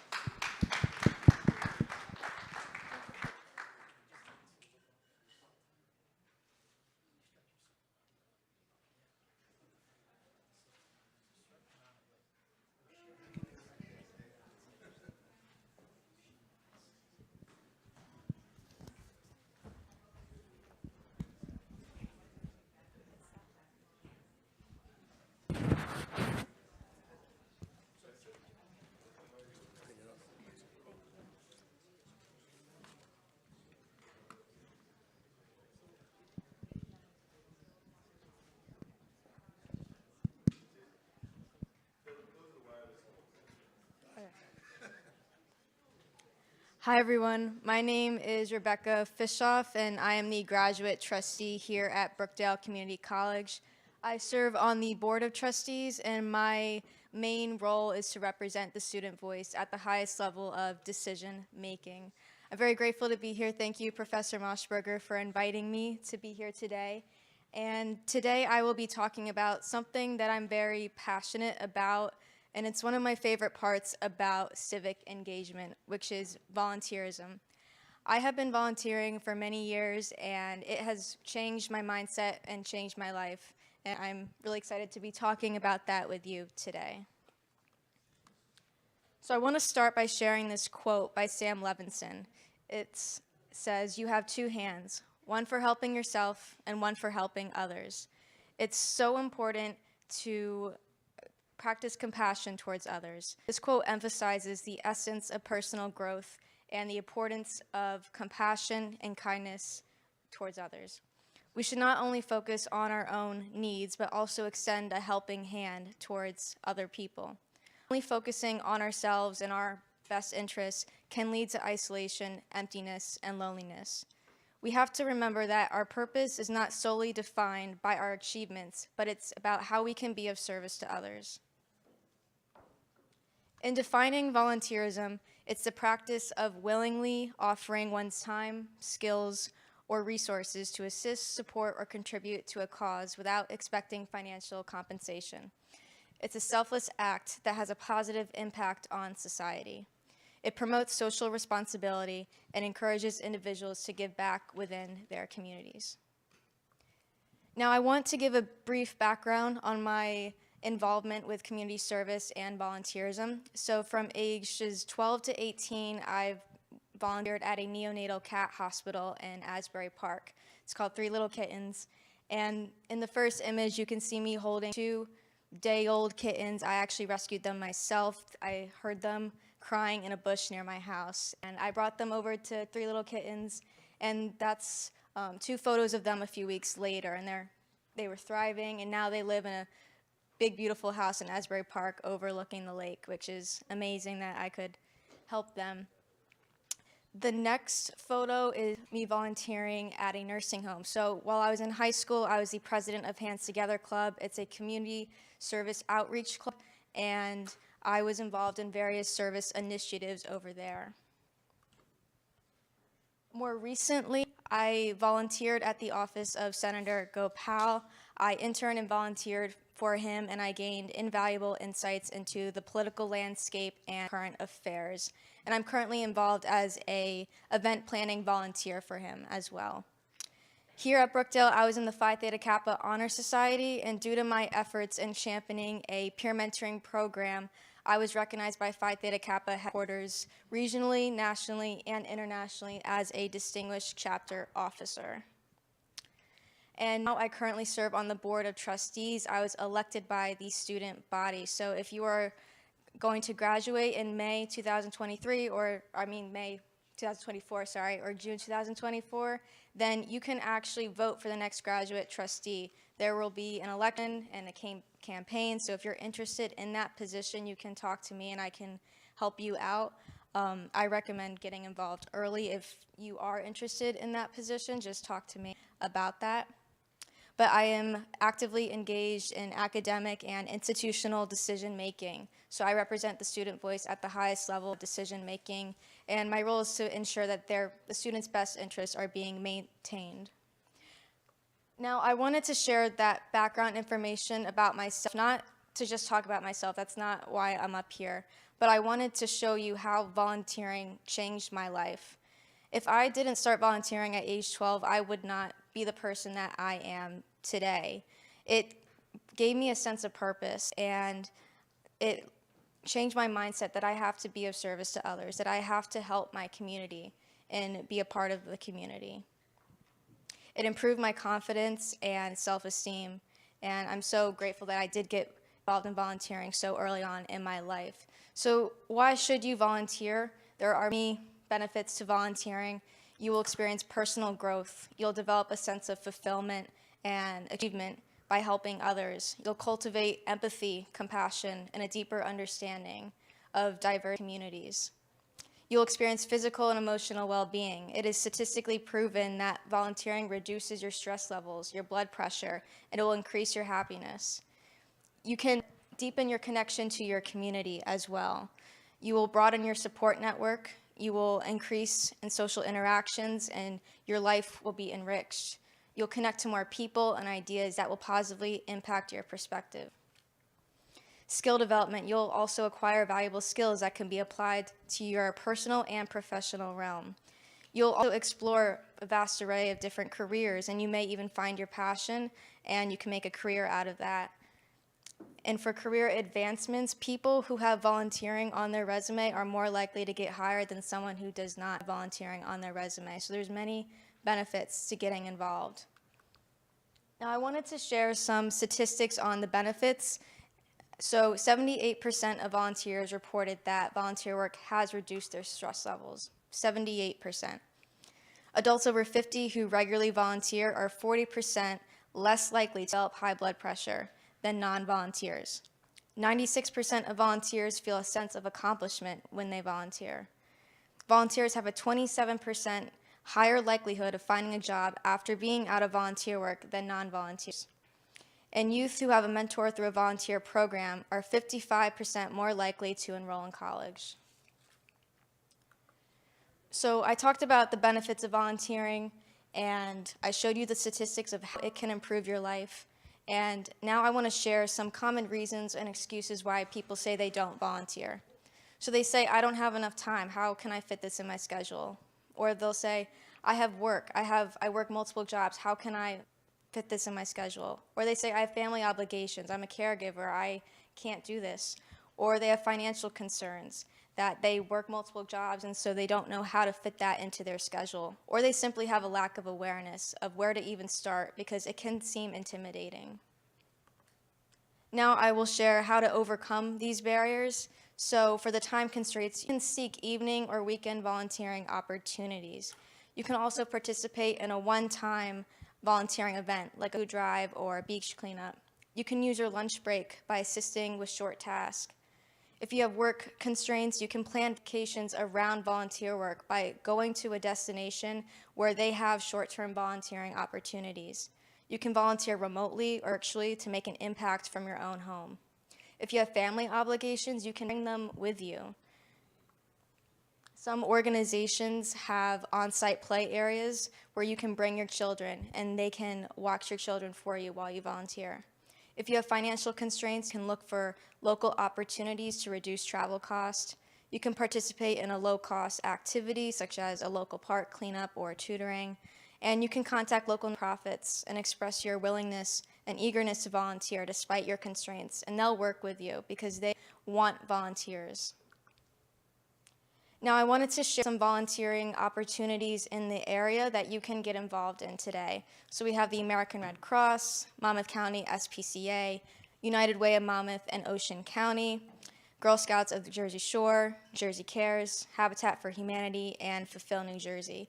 Now this is just a small list of what's available. I encourage you to do your own research and to look for volunteering opportunities that align with your interests and your passions. You don't just have to follow this list, but there's so many more out there. And I wanted to end with this quote that really resonates with me, and it says, the best way to find yourself is to lose yourself in the service of others.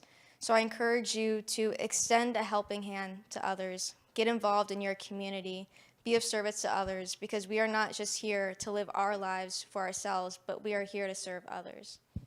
Thank you.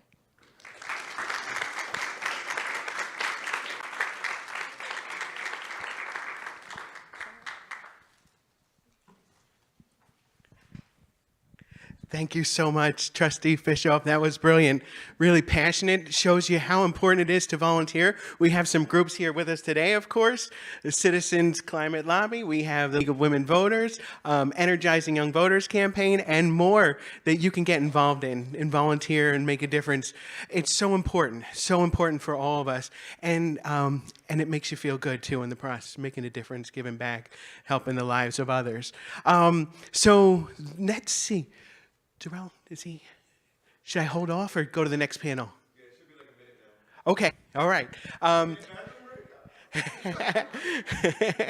I want to keep everybody, but Senator Vin Gopal is on his way. So I want to mention a few words about the prizes. We're going to do the prize. Maybe I could do some prizes now, maybe. Yeah? We got some great stuff. As I mentioned, we got a gift to Barnes & Noble. We have shirts. We have binders. We have backpacks. We have cups. It's really great that we got all these things. So did everybody get to put their raffle tickets in the box? Okay. All right. So let me grab some of those.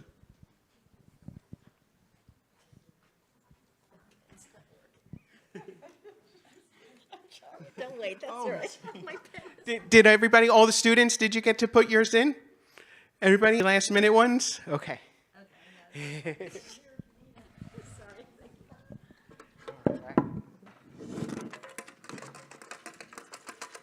shake it up real good.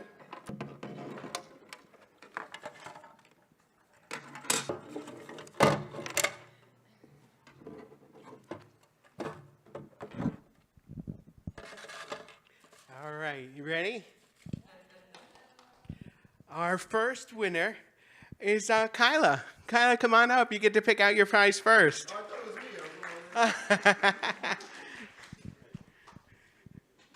So there's a lot of great stuff here, everybody. Shirts, actually a few different shirts, a scarf. I'm going to put everything on the table. It's for you guys to pick.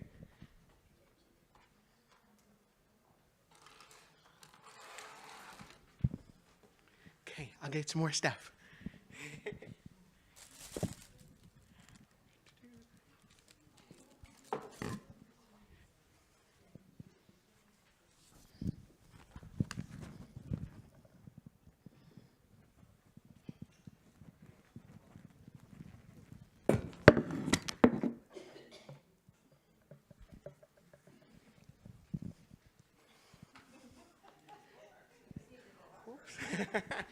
And more. Okay. So you can take whatever you like since you're first. Yeah. Congratulations. All right.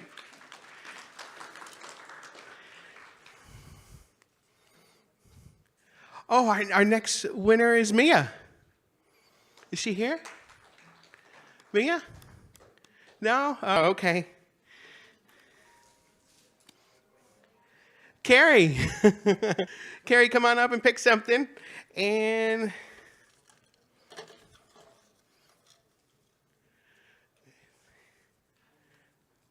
Megan. All right. I'm going to keep them going.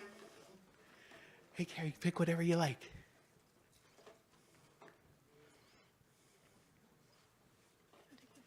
Okay, yeah. Again.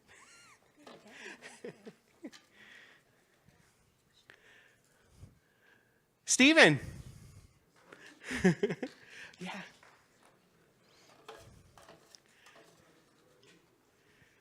Okay. Oh, yeah, again. Wow, a lot of tickets in here. That's good, though. I stopped by a lot of different tables. Fantastic. All right.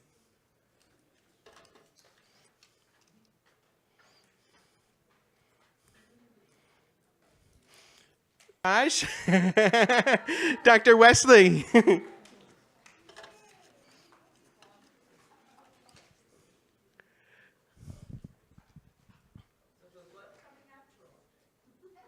Yeah. I might pronounce this one wrong, so I apologize. It looks like Jadiel.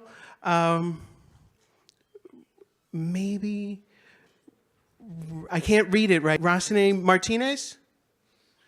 No? Okay.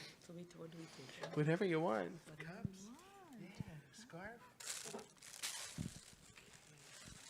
I should take the birthday cup. Thank you, John. You bet. It looks like Bree Jimenez. Bree, yeah, come on up.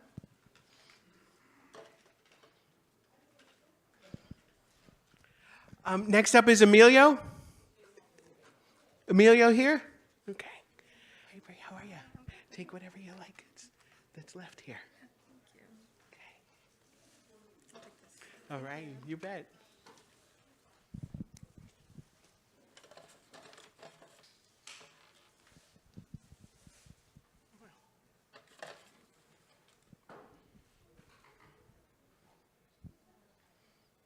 Some really did a lot. You're getting doubles, triples. Oh, Krista. Krista, come on up. Okay, Krista, I'll see you. Let me see who's next.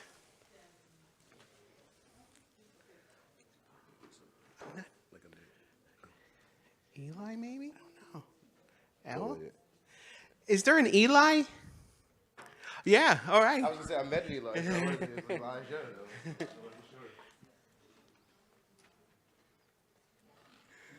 Pat? No? You sure? Okay. Eli? Yes. Okay. Sorry about that. All right, take whichever one you like.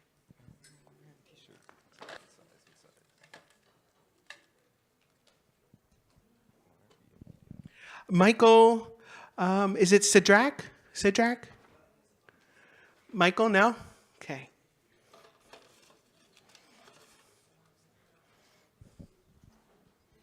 Bobby? Bobby Minow? All right. We still got a few left. Brian Smith? All right. A shirt, a scarf, a cup, and I think this is like a cooler bag. Yeah. Oh, and this, whatever this is. Okay.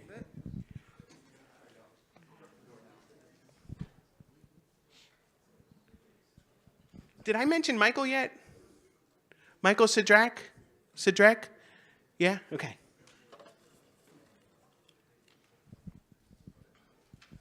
Same.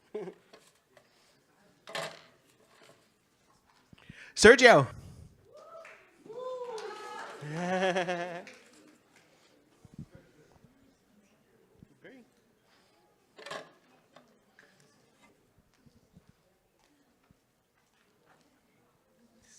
Looks good, huh? Brianna? Is there Brianna here? What? Did she leave?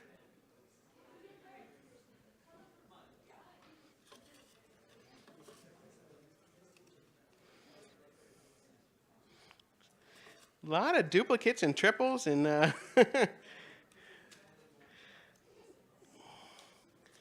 Brian Smith? Did Brian Smith, did I do that one already? I did, okay.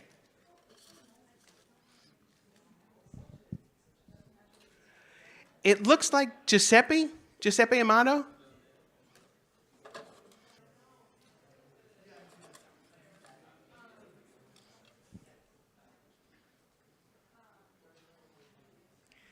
Hey. All right, how you doing? I think this is a cooler bag or this one? Yeah? Yeah, I'll grab Okay. this. All right, sure. And the last one, I'm really sorry. I think I met her, but I don't know the pronunciation. Rukayaya? Yeah? Rug. Wait, is that a Q? Ruquaya? Ruquaya?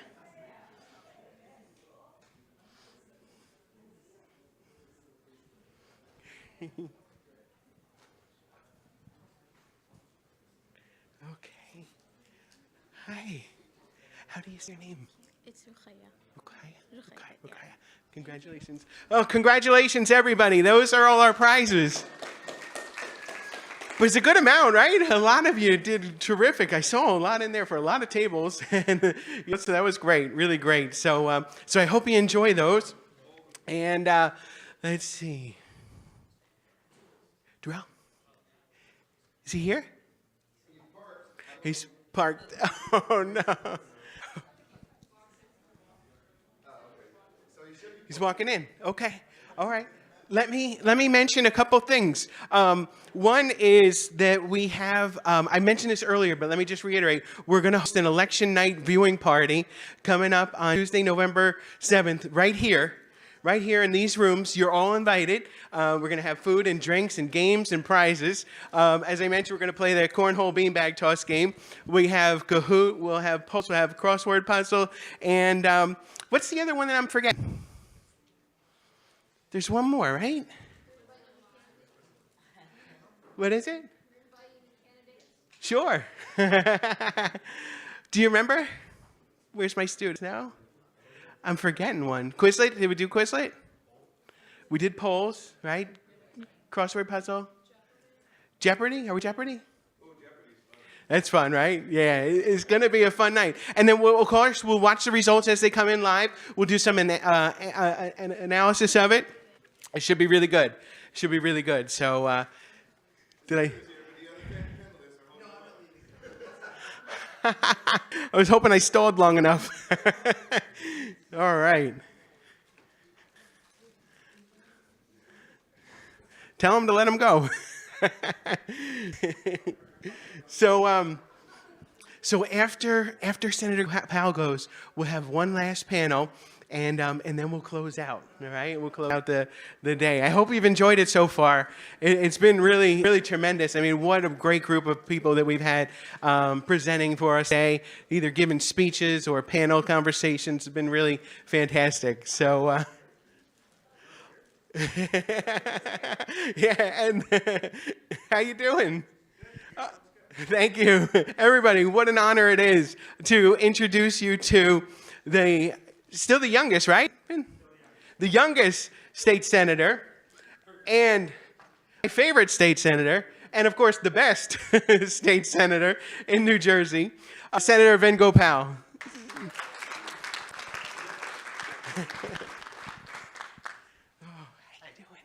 Thank you so much. All right. Good. Just talking about getting involved. Sure. I hope everyone's doing well. Hope you're enjoying this. You got a great professor. Hey, Sam. Jonathan asked me to just talk about getting involved in politics and government. I'll talk for about 5 minutes and then happy to take any questions if anyone has any. I am the state senator here in Monmouth County, in the area, born and raised in Monmouth County. And I always had an interest in government and politics. I was always really interested in local, county, state government, interested in how you could make change at the local level, how police chiefs were picked, how superintendent of schools were picked. I was really interested in how local organizing worked and how structure creates positive changes. I love coalition building. I spend a lot of time as a Democrat working across the aisle with those on the other side to try to find consensus. I'm proud to have the most bills signed into law as a Democrat with Republican co-sponsors. I always try to go find someone from the other side of the aisle because I think it's really important to try to find that that commonality that sometimes doesn't exist anymore. Some of the things I've been really proud to do on bipartisanship have been increasing mental health funding, forcing insurance companies to do pay parity during COVID. A lot of insurance companies were not reimbursing for when, especially students and others were doing going to therapy virtually. So we changed the law so Horizon and the insurance companies were forced to having to do that. Working together on expanding veterans benefits for veterans in the state of New Jersey. We passed the bipartisan Stay In, which is a property tax program. We've done programs in a bipartisan way to increase housing. So for me, it's always trying to figure out how to get the other side of the aisle to at least meet me somewhere in the middle. I represent a district that's very, very Republican. Monmouth County is historically one of the most Republican counties, and I am a registered Democrat. I'm the only Democrat in the Jersey Shore. Of the 16 or so state legislatives, I'm the only one.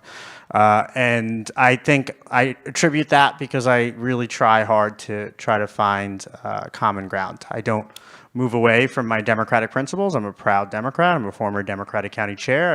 I've held Democratic Party leadership spots, but I make sure that I talk to the other side as much as possible, and I try to sit and really get them to see where we can meet in the middle. So I'd encourage you to try different experiences. I'm sure a lot of the speakers have mentioned internships. I would try all different kinds of internships, local, state, federal, maybe things you're not interested in just to make sure that you're not interested in it. Volunteering, reach out to try to go to different things. If you haven't visited the State House in Trenton, you should definitely go and spend a day. If you haven't gone out to Freehold and listened to a county commissioners meeting, you definitely should. If you haven't gone to your local council meeting or school board meeting, it's definitely worth going to and at least experiencing to see what they do. And obviously a lot of you, I'm sure, will at some point go to the Capitol and at least visit what's going on there. It's important to try to know all aspects of government and how they interact. Civics is really important at all levels of government. I know obviously here you guys are engaged in it, but it's still a big challenge. A lot of folks don't know what their government does. People come up to me a lot asking me how often I go to Washington, D.C., and I tell them I don't. I go to Trenton. It's a lot different. And I have to explain what the different aspects of government are, that I'm a state senator and a federal senator. And so that a lot of people actually do not vote. Voter turnout in a year like this is roughly about 30%, 20%. People usually only vote when the president is on the ballot. So we try to work really hard to encourage people to vote. We've passed laws on early voting, expanding vote by mail, making it easier. We were at a senior center yesterday where they have a program now to drive people to the polls. We try to make it as easy as possible now for folks to vote. There's from October 28th to November 5th, there is 8 days of early voting where there's 9 locations in the county where people go. Anywhere who lives in Monmouth County can go and vote at any of those 9 locations. I think the closest one here being in Cold Neck. So really trying to make it easier for people to vote. 10? Oh, there's Freehold too, right? So we're trying to make it as easy as possible for people to vote, and it's really, really important, especially as folks are busy and there's been a real decline in the media. There's not a lot of newspapers anymore. More people get a lot of misinformation from Facebook and Twitter and social media. It's really important to try to make sure you educate and stay up on all that. But definitely try a number of experiences. Try to do different internships. I interned when I was in my 20s in state, federal, county, every aspect. I interned for Democrats. I interned for Republicans. I interned for everyone just to try to experience what everything and how government interacts with each other. Happy any questions or if you guys want to talk about anything.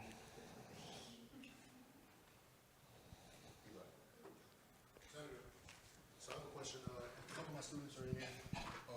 What would you give to the students that are pursuing politics in the future? Like, how should they engage? What should they get involved in now at a community level? And what type of insight would you give in a positive way to stay up? Sure. So definitely try to understand the local structure of your town is a great way to get involved. So if you're a registered Democrat and you want to be engaged with the Democratic Party, you should get involved with your local Democratic Party. If you're a registered Republican, try to get involved with your Republican Party. If you're not, if you're independent, it's kind of hard the way New Jersey's set up, but there are opportunities. You can get involved in Board of Education. You can get involved in the town I live in. The city of Long Branch is a nonpartisan town, so their mayor and council elections are nonpartisan. But it would be really important to try to at least maybe those club meetings. If it's more of an issue that you're interested in, maybe you're really passionate about the environment, maybe you're really passionate about voting rights or housing. There's so many different nonprofits and different advocacy organizations. So I would just search and try to get involved and see kind of where your passion is. Talk about the importance of getting out, and if you may reference your last election, how close it was, and why it's important for people, no matter the party, to get out and vote in the general election in years like this. Yeah, so this is a really low, as Darrell says, a low turnout year because I am at the top of the ticket. The New Jersey State Senate's at the top of the ticket. So your ballot is the state Senate, the state assembly, your county offices, and your local offices. So since there's no president, since there's no Congress, since there's no governor, less people tend to vote. So that is why we try to make a push. New Jersey, here, the legislature plays a very, very important role. We've seen legislatures in states, especially southern states, take a lot of controversial positions in the recent year. So state legislatures play a really, really important role. So I would definitely, if you haven't, I would look at how to vote in like this and have people. I vote by mail every year. It's just easier. I just get it and I mail it back. So that has just become, and before I was engaged in politics, there were years I did not vote just because life got busy. I was a student. So now with vote by mail, life becomes much easier.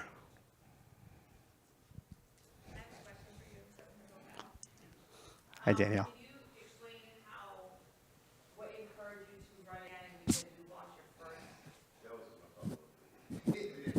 I try not to remember the first one. What I'd like people to understand is you may not be successful your first time around, and what can keep you going so when you finally do Yeah. So the first time I ran, I was, I'm still pretty arrogant as a politician. Most politicians are arrogant. If they tell you they're not, they're lying to you. But when I really got started, I was really, really arrogant. So I was going to win this election as a Democrat in Monmouth County for state assembly, and I lost by probably the biggest margin anyone's ever lost. And that really takes a real, puts your ego into check really quickly.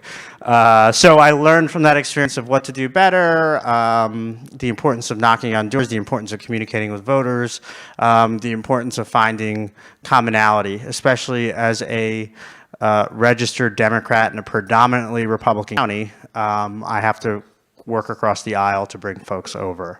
That's just a challenge. So, it's like if you're a Democrat running in Newark, you have to battle other Democrats. If you're a Republican running in Sussex County, you have to battle. So every demographic of every county and every area is different. So that was my challenge in trying to work with folks. So even while I sponsor and have passed many gun control bills, I still work with the gun owners. I go shooting with them. I try to understand their worldview, try to understand why their guns are so important to them, and I try to find. Probably still don't vote for me, but at least we're in a more of a world where we see each other as human beings and we can find each other in the middle. So that was important. I thought when I ran the first time, debates were really important. Social media posts, which was just kicking off, were important. None of that stuff was important. The most important thing was how many people could I talk to and build a direct connection with.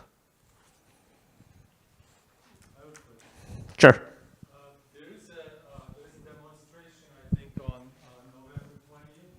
Doug O'Malley can tell you about it. What is your position on that issue that demonstration or event is for in transit? I don't know what the thing is. That's a good lead, and actually I have a question for you, Senator, so I'll tie in that. So first, in Trenton, you've been a clean energy leader, standing up to the raise of the clean energy fund by the Murphy administration. That being said, there's a lot of special interest money, and on the panel that I was just on, I talked about the influence of fossil fuel dollars, especially from big oil. And there's a special interest group spending $1 million in legislative races right now. I wanted you to talk about, I guess, two things. One, just the impact of oil and outside money coming into the state. And then two, what was being referenced is after the election, there's a push for a 100% clean energy bill, which has a rally in November 20th at the State House. So if you just talk. November 20th? Legislative session? Yeah, it's some classic State House staff bill on the ES is being referenced. It's more for this community. But I think it's just a good opportunity for you to talk about what the transition looks like. So, look, the state has a lot of work to do as it gets to 100% clean renewable energy. We need to, the state, I've been very critical of the Murphy administration. They need to dramatically increase the grid. JCP&L right now does not have that capability. Lights flicker, they go off. So the state is sitting on a lot, and Doug O'Malley, we were on a radio interview last night, we were talking about this. The state is sitting on a lot of federal money, and it's sitting on a lot of COVID money, and it's a use it or lose it. It's going to get crawled back, and we're all putting a lot of pressure on the Murphy administration to really start spending money on this, increasing EV chargers, increasing grid capabilities. We are behind a lot of states right now, so I think there's a lot more we need to do. Anyone that denies, I don't want to get into a policy, this is about getting you guys involved in politics, but for me personally, anyone that denies that climate change is not a real thing is not walking outside today, right? So there's a lot of work we need to do, and I referenced yesterday where it was very controversial a couple years ago where everyone was fighting over the plastic bag ban, but we worked and brought everyone together. We brought the supermarkets in, everybody in, and now a couple years later, nobody's thinking about it. People are happy. The amount of plastic that's out of our environment right now is having a monumental impact on the environment right now. And we were able to bring everyone together. And what was interesting about the panel that he was on last night, Doug was on, it was with the car dealers and with some of the other folks, and they had so much agreement on a lot of the areas. So I think we have to get there. Obviously, it's important. New Jersey has to lead on that, but you know, the state has to be way more aggressive and give confidence. The worst thing that could happen is we get to certain places and there's no capability, or the working class family in Newark or Jersey City all of a sudden is looking at a lot of mandates and they have no way to pay for it. Yes, sir.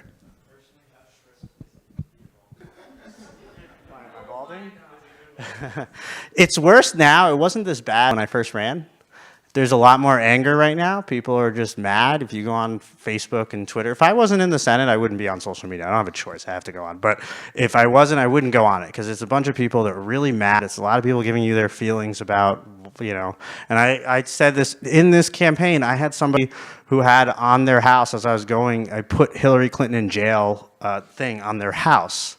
The person had not even moved onto Biden. And I'm like, what is going on in this person's household where they're this angry? They're thinking about Hillary Clinton, what was that, 7 years later, right? So, and it's on both sides. So I don't know why it is. I stopped watching CNN, Fox, MSNBC. I think they're awful.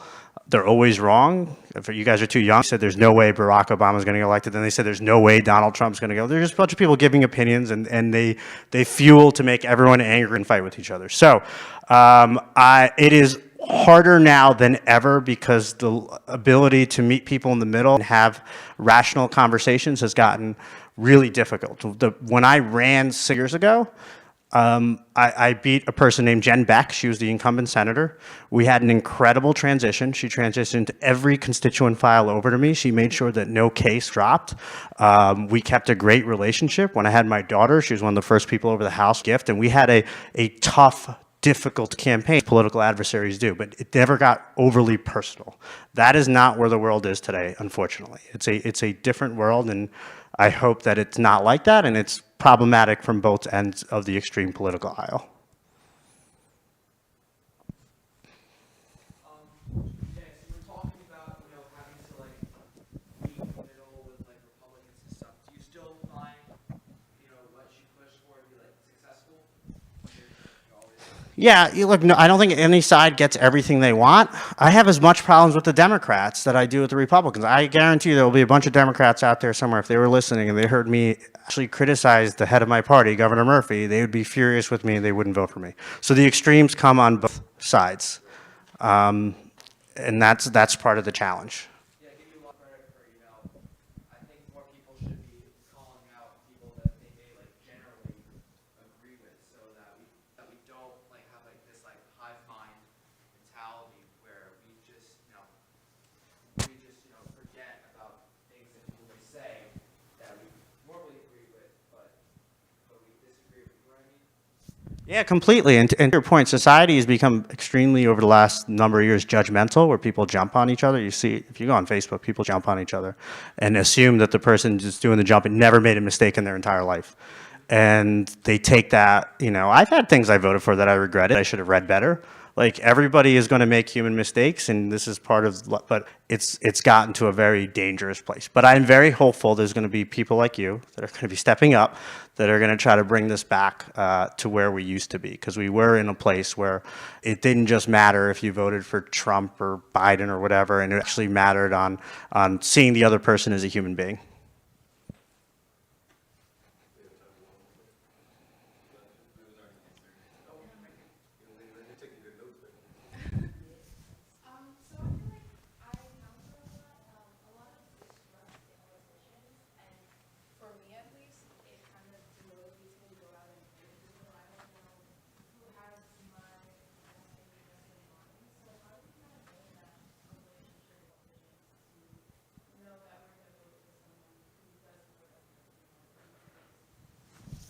It's a great question. I think it's hard. It's hard in the sense that every elected official has different interests. I have to balance the interests of I have 19 communities, 230,000 people. So I have Cold Neck in my district, and I have the city of Asbury Park in my district. Two very, very different communities, right? In many different ways. And to try to balance those residents and their interests are not easy. I think the more folks to know their elected officials, the more people vote, the more we can try to build towards competitive elections. We don't have a lot of competitive elections. This past year, we saw the least number of Board of Education candidates filed than ever in New Jersey history, and I understand why. You have, lunatics at Board of Ed meetings yelling about nonsense, right? So people are not running, they don't want to be engaged because we have allowed the extremes on both sides. And the extreme, we have extreme left right now that can't, I have someone yelling at me, couldn't acknowledge that there's still hundreds of kids and families missing from Israel, and someone on extreme left would not acknowledge that. And so there are extremes on both sides, and it is getting extremely polarizing. It's getting extremely dangerous. But I have faith there's a lot more people in the middle. And when I say middle, I'm not talking about centrist. I'm saying just believe in civility, believe in decency, believe in treating the other person like a human being. There's an overwhelming majority of those people. And my hope is that they start building. And I kind of felt over the last year that momentum was starting. And I hope that it continues, because I think we've gone, unfortunately, really backwards the last 5-6 years. Sorry, can I just take his question too? Menendez? Yeah, so his first senator to call out, he's a disgrace, he should resign. Okay.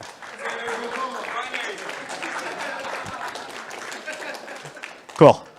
Thank you guys so much. Sorry for being late.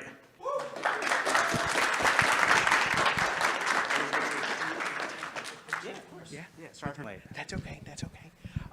Students, can you come up front real fast for a quick picture with Senator Gopal? Who's up next? Our last panel, it'll be on nice. Young professionals. Oh, cool. So it's folks that are in the field doing it at a young age. Mm-hmm. Very cool. Yeah.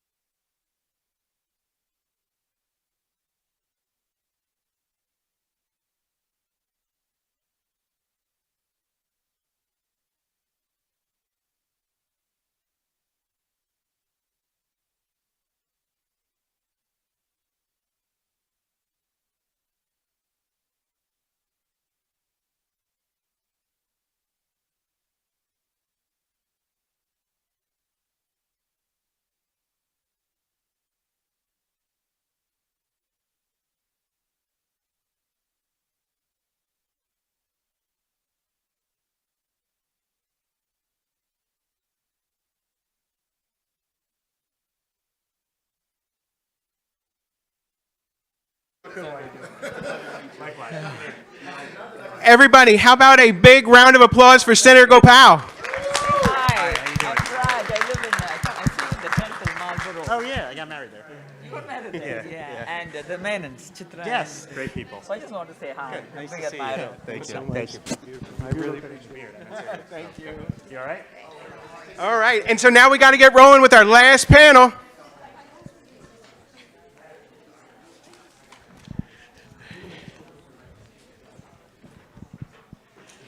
All right, fantastic. All right, can I ask our panelists to make way up front? We have our Managing Director for Guide.Vote, Paige Hardy. And we have Senior Organizer for the League of Women Voters of New Jersey, Asada Mann.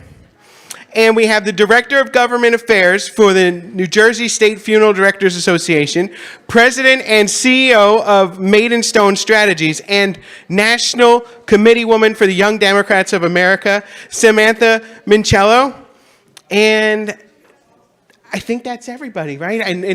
And Teresa didn't come, right? Teresa's not here? Okay, and so now I want to introduce you to our moderator, Grants Mitigation manager for FEMA out of the United States. Hello? U.S. Department of Homeland Security Chair of the Military and Veterans Caucus for New Jersey Young Democrats, and another one of our great professors here at Brookdale, one of our adjunct professors, Timothy Owajobi. All right. Thank you, everybody. All right, guys, we're going to make this pretty quick. I know we ran out of time, but of course, save the best for last, right? So my name is Timothy Awajobi. I'm a professor here at Brookdale College. I teach political science, criminal justice here and there, and business. My major courses that I like to teach, of course, is political science based. Why? Because political science is everything, right? Famous quote from a famous person out, "A leader is one who knows the way, goes the way, and shows the way." John Maxwell. We have three great leaders on stage right now. Paige Hardy, she's the managing director. Asada Mann, senior organizer, League of Women Voters in New Jersey. And my fellow friend and wonderful colleague, Samantha Mancello. She's director of government affairs, New Jersey State Funeral Director Association, president and CEO of Maidenstone Strategies. She's also national committee woman for YDA. So first person we're going to talk about is Paige Hardy. Tell about yourself, what got you involved in politics, and what can you aspire to the students in the audience? Hi, everyone. Thank you so much for having me. Thank you, Timothy, and thank you, Professor Moshberger, as always, for putting together such an incredible event with such speakers from diverse backgrounds. My name is Paige.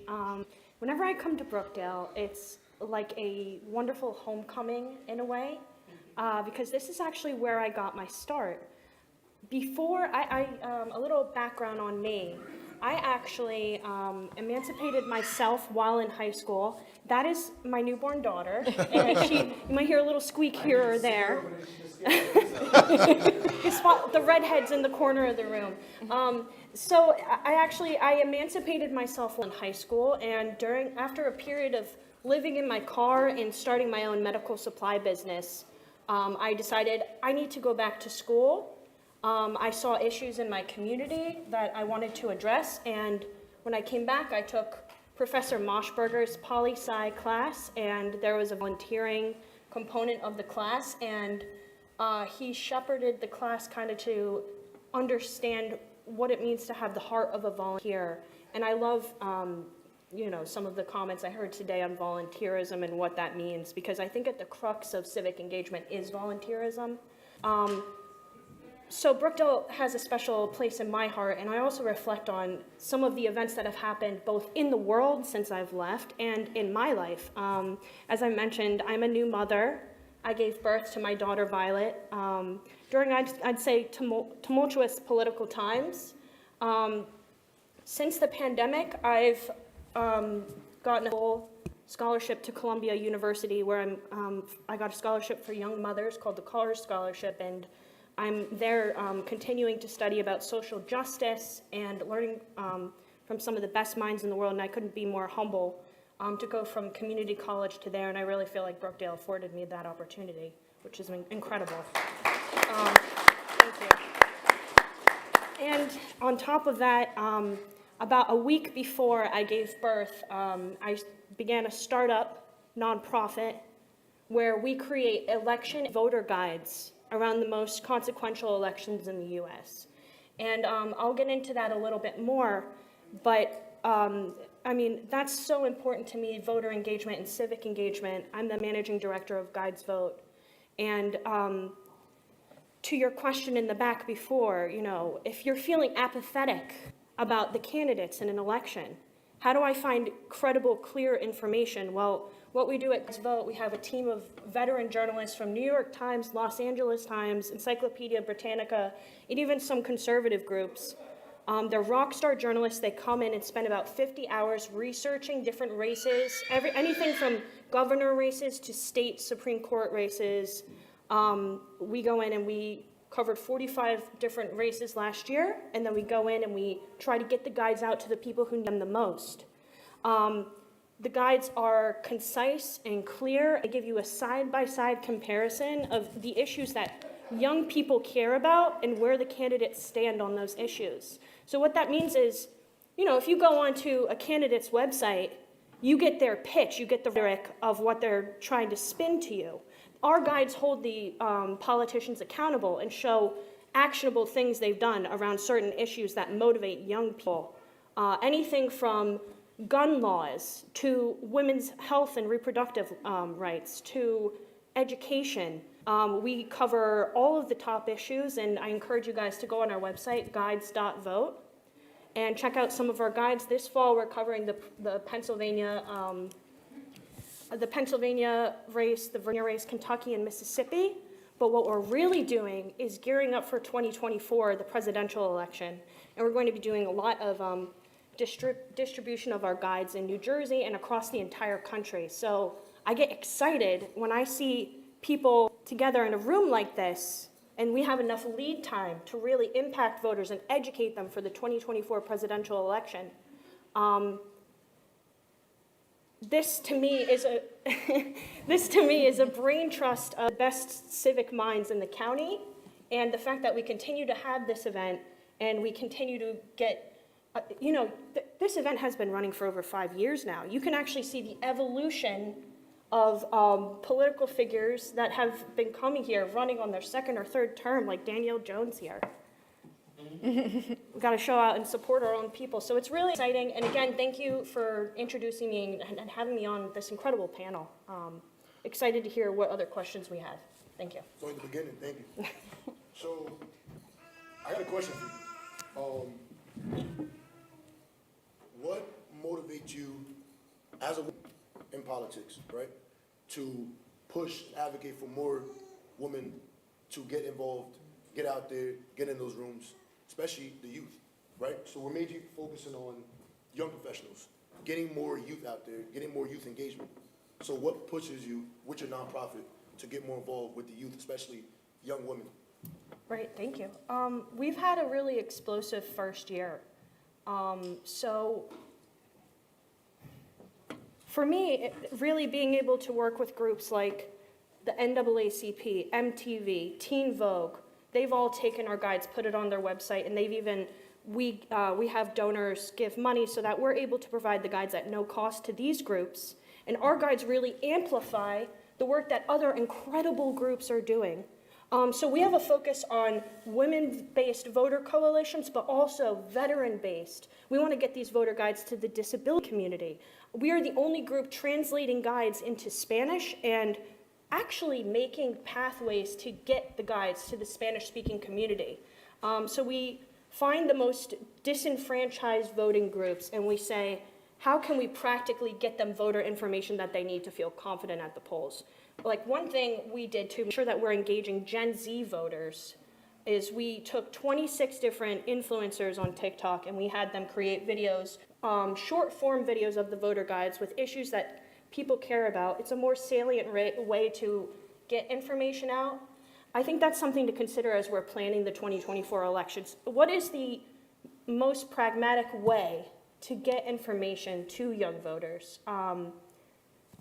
The guides are great. There is power in paper because we see at tabling events, stroll to the poll events, people want to read a voter guide on the way. But we're also utilizing new technology, like we put QR codes all over. We work with third-party groups like Flight Desk or Social Current to engage influencers and different advertising on campuses across the country. In just 1 year, we were able to engage over 2 million students at over 160 college campuses. And one way that we do that is by working with groups that have a boots-on-the-ground presence, like Andrew Goodman Foundation and Campus Vote Project. They have student fellows who are highly motivated, likely honor students like you guys, passionate about getting out the guides. And we feel like they're champions of the work that we do. So really, what we do is we create the resource, and then we connect with the people who are already doing amazing work. So finding women leaders, back to your question, and kind of engaging with them in that space. If you know of any local groups, we would love to work with you. And the League of Women Voters actually is one of the best groups that we work with. It varies our relationship with them state to state, but in Wisconsin, for example, we began to pick up steam after the Georgia runoff. And we went to Wisconsin State Supreme Court election, which the New York Times said was the most important election, the most consequential election of the year. In 2019, the Wisconsin State Supreme Court race was separated by only 6,000 votes. When you're talking about some of the colleges in Wisconsin, Madison, for example, that's half of a football stadium. So your voting power there is really strong, and the league was actually able to help us distribute guides at a Milwaukee Bucks game with Black Voters Matter. We distributed guides to every single person at the game. So getting, working, not seeing other groups that, they also make incredible guides, but not seeing them as competition. How do I collaborate with other groups that are in this voter space? Because it is very saturated. And finding ways that we work together, I think that's kind of the key to nonpartisan civic engagement. Amazing. Thank you. Next, Samantha Mancello is my close colleague, political partner with New Jersey Young Democrats. She's a trailblazer. She's a ground stomper. So I want to introduce Samantha Mancello. Samantha, please share your experience being heavily involved in Young Democrats on a state level, Young Democrats on a county level, and at a national level, obviously. So please talk about it. Say what you're involved in and what keeps you pushing every day as a young professional. Sure. Thank you, Tim, and thank you, Professor, for putting this together. This is wonderful. As you can tell from what he says, engaging young voters and encouraging you not only to go and vote, but to be involved in the political process is something that's very near and dear to my heart. As I introduce myself today, I want to give you an idea of what a young professional engagement in action is not. And I feel like in this instant gratification world that we live in, young people want the 5 exact steps that you need to take to be able to get to where you want to go successfully, right? I hate to break it to you, but in politics and government, it's anything but predictable. You can ask Hillary's pollsters how she feels about that. Politics is not predictable. But success in this industry is a collection of problems solved. That implies you absolutely will have problems to solve and perceived setbacks along the way. But leaders are innate problem solvers. And you guys are here today on a Friday afternoon. You spent your Friday here in a room listening to all of us. You are on your way to becoming leaders already. People don't get involved in the political process because they really love working 20-hour campaign days or because they really love fighting with the members of the opposite political party. They get involved because they want to be an advocate, a change maker, a leader. I tell you this because I can't tell you how many times in my 20s I thought setbacks would knock me out of the game. But as I tell you a little bit more about my career, you'll see that it was anything but a straight line. I actually didn't go to school for political science. I was a political news junkie, so I thought I would go to school for broadcast journalism. I got a job at CNN right out of school, and I thought that's it. I was like, that is my career. This is the dream job. This is exactly what I want to do. Until they canceled the show that I worked for, and then everybody got laid off. So, I go back to Monmouth County, and I'm like, okay, what am I going to do now? I had my son at 22 and thought, okay, what am I going to do now? How am I still advance my career in the way that I want to? At that point, I said, you know what, I'm going to take a secretary job, just working for an insurance firm, just to be able to make ends meet. As it turns out, that was a company owned by a former chief of staff to Governor Jim McGreevey, who did who did employee benefits for municipal clients and public entities. So my job turned into business development and going to all these political fundraisers and introducing myself to legislators and elected officials, which, again, I will tell you throughout our session here that your network is everything. I know that a lot of young people, because I get interns who come through my door every day who don't want to pick up the phone and call people or don't want to introduce themselves to somebody that they may not already know. That's critical for this line of work. You have to be able to talk to people and be unafraid of walking up, introducing yourself, explaining what you do, and being able to have a meaningful, engaging conversation. So after I worked for this insurance brokerage firm, I got a job working as intergovernmental affairs for the Office of the Governor. And again, that really only turned out because I took those opportunities that I was in the room at a political fundraiser to introduce myself to every single person that would listen to me. It sounds silly, but working the room at a political fundraiser is a skill. Having meaningful conversations with people that they will remember who you are is a skill. And it's something that you should practice even amongst your friends or social groups, because that is the best way to get further in this industry. Again, I was working in the governor's office. It was, to me, the pinnacle, exactly what I wanted to be doing. The governor then stood up an Affordable Care Act marketing program, and with my history in health insurance, they were like, you should go over there and do that, which I did. Worked there for a few months, realized department working was not for me. Headed back to Monmouth County and said, what am I gonna do now? Anything from the governor's office is a step back. What am I gonna do? From there, COVID hit. Okay, how are you gonna get a job when COVID's happening? I have 2 kids at home, I'm homeschooling, how are you gonna make it work? I took that opportunity to go back and get my master's of public administration so that when we came out of COVID, I was ready to go. I launched my own political and governmental consulting firm in 2021. From there, I was able to become the president of the Monmouth County Young Dems. I was the executive director of the Monmouth County Democratic Party, as I would call it, the old Dems in Monmouth County. So President Young Dems, executive director of the old Dems. They don't like that so much.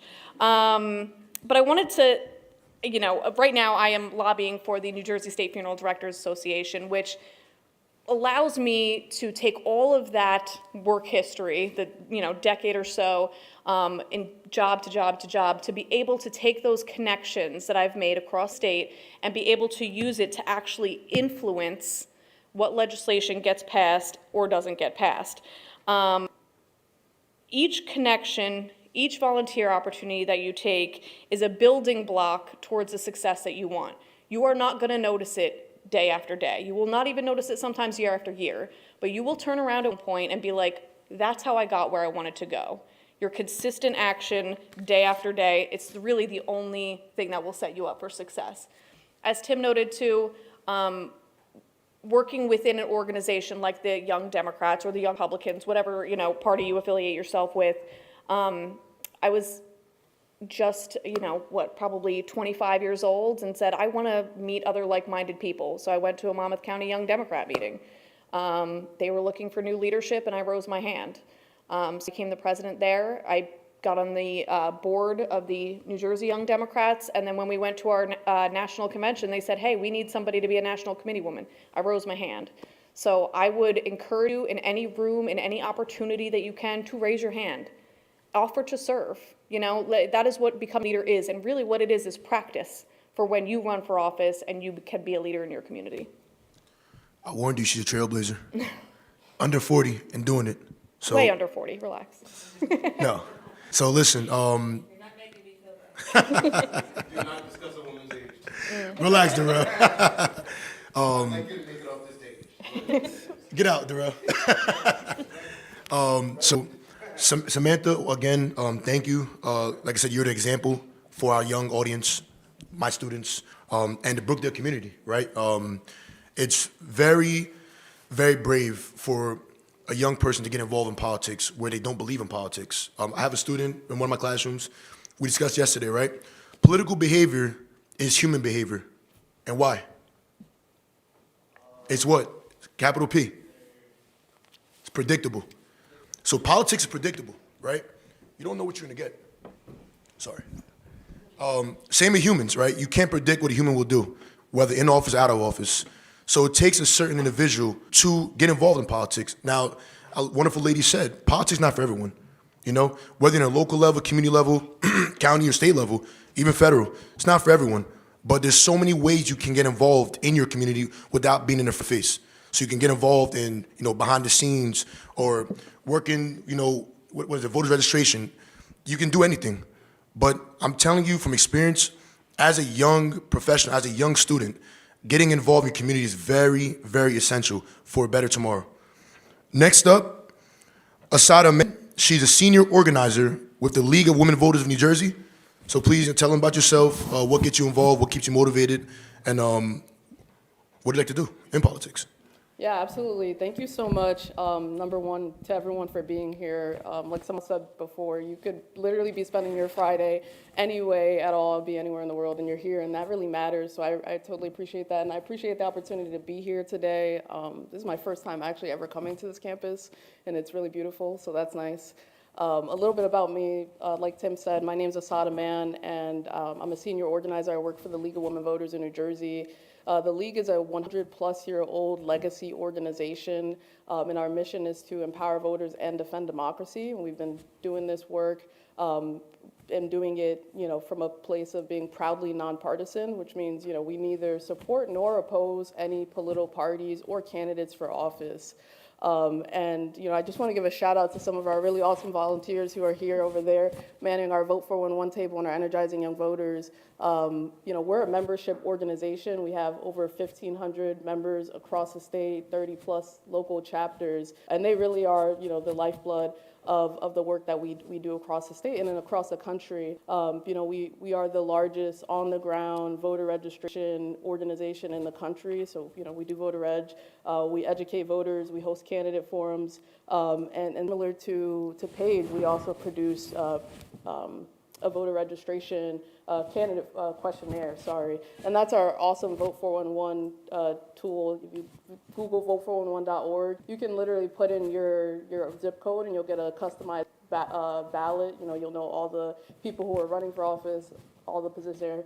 And we actually ask every single election, every single year, for candidates to tell us information about themselves, their background, and their views, beliefs on the issues that are most important to voters. And if you don't see that they filled out the information there, please reach out to them, ask them to do that, because getting that information directly from candidates, what they believe in, is super important for voters to be able to be informed and participate.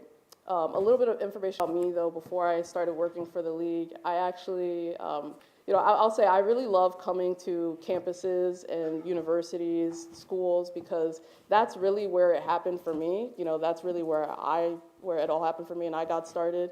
I went to school at Rutgers University, Newark, and I did the poli-sci pipeline, right? I studied political science. I was really involved on campus there with organizations like NJ-PIRG, College Democrats, and outside of just the courses that I was taking, which really opened up my eyes, really exposed me to how our government actually works, what their roles are, what their limitations are, the history of the United States and our political involvement across the world, and the importance of public policy and everyday people getting involved in that. Being on campus and being involved with student organizations, that was really like an incubator for me to get started as a leader, right? I was able to lead student organizations, host my own events, right? Participate in civil demonstrations and actions, and also be surrounded by other young people, other students, other young activists who cared just as much as me about all the issues that we were seeing around us, right? I started school in 2016, and that was right after, the 2016 election with Donald Trump being elected. And so those were really, crazy times, right? None of that has really changed. But I was able to just be surrounded by other people and see social movements happening, in real life, in real time. And so it was just as instructive for me as what I was learning in the classroom, right? What I was experiencing outside the classroom. I also had the opportunity to intern for one of my local state legislators. And that really, again, pulled the curtain, showed me what was behind the curtain and how local government actually works, how it interacts with other levels. Because frankly, before then, I definitely didn't know anything about state government. I didn't know what a state legislator did, and I really didn't even know who my own state representative is or was, right? And that's something to feel bad about, right? That's actually pretty much the norm in this state and in this country, that most people aren't informed about who the representatives are or what their local government does. And that's because oftentimes we're not getting civic education in schools, right? And there aren't any schools for activists necessarily, right? Not everybody gets that opportunity. And so, I really love organizations like the League of Women Voters, for example, where we put on, these activist trainings where we're doing free, nonpartisan public education and teaching everyday people the skills and the knowledge that they need to be really effective grassroots community leaders. And you know, we're doing that on top of some of our voter education work at the League. We love to say we're nonpartisan, but we are political, right? So we don't just work on registering voters, but also work on influencing public policy, right? So another thing I never even really was aware of before I was able to get exposed to politics and advocacy was what a lobbyist is, right? But that's another thing that we do at the League is we actually try to meet with our state lawmakers. We try to work with them on bills and on issues that are of concern to our members. And we teach and train everyday people and try to empower them to do this themselves because, you know, we all really have the opportunity and the ability to exercise our political power, right? And to flex all the tools that we have. Voting is super important, but I always like to say it's not the only way for us to be civically engaged, right? There's so much that you can be doing year-round. For example, coming to these conferences is really great, exposing yourself to this type of information and people, but also, you know, going to your local city council meeting, trying to go down to Trenton when you're available, or even just talking to your own friends in your network, right? I think a lot of times, especially I know for myself, like as a young person, I guess I'm still a young person, but you know, it's hard to figure out where to get started, right? I think like for me, I wake up every single day and I go to sleep every single night. And I'm not happy, I'm not satisfied with the world that I see when I look out around me, right? And that's really what keeps me going and powers me to want to be involved is because I want to fight for communities like mine, right? Folks who are vulnerable, and just fight for a different vision. And so I know for me, it was really hard when I was getting started to just figure out where to begin. You know, what can I do? Where can I fit in?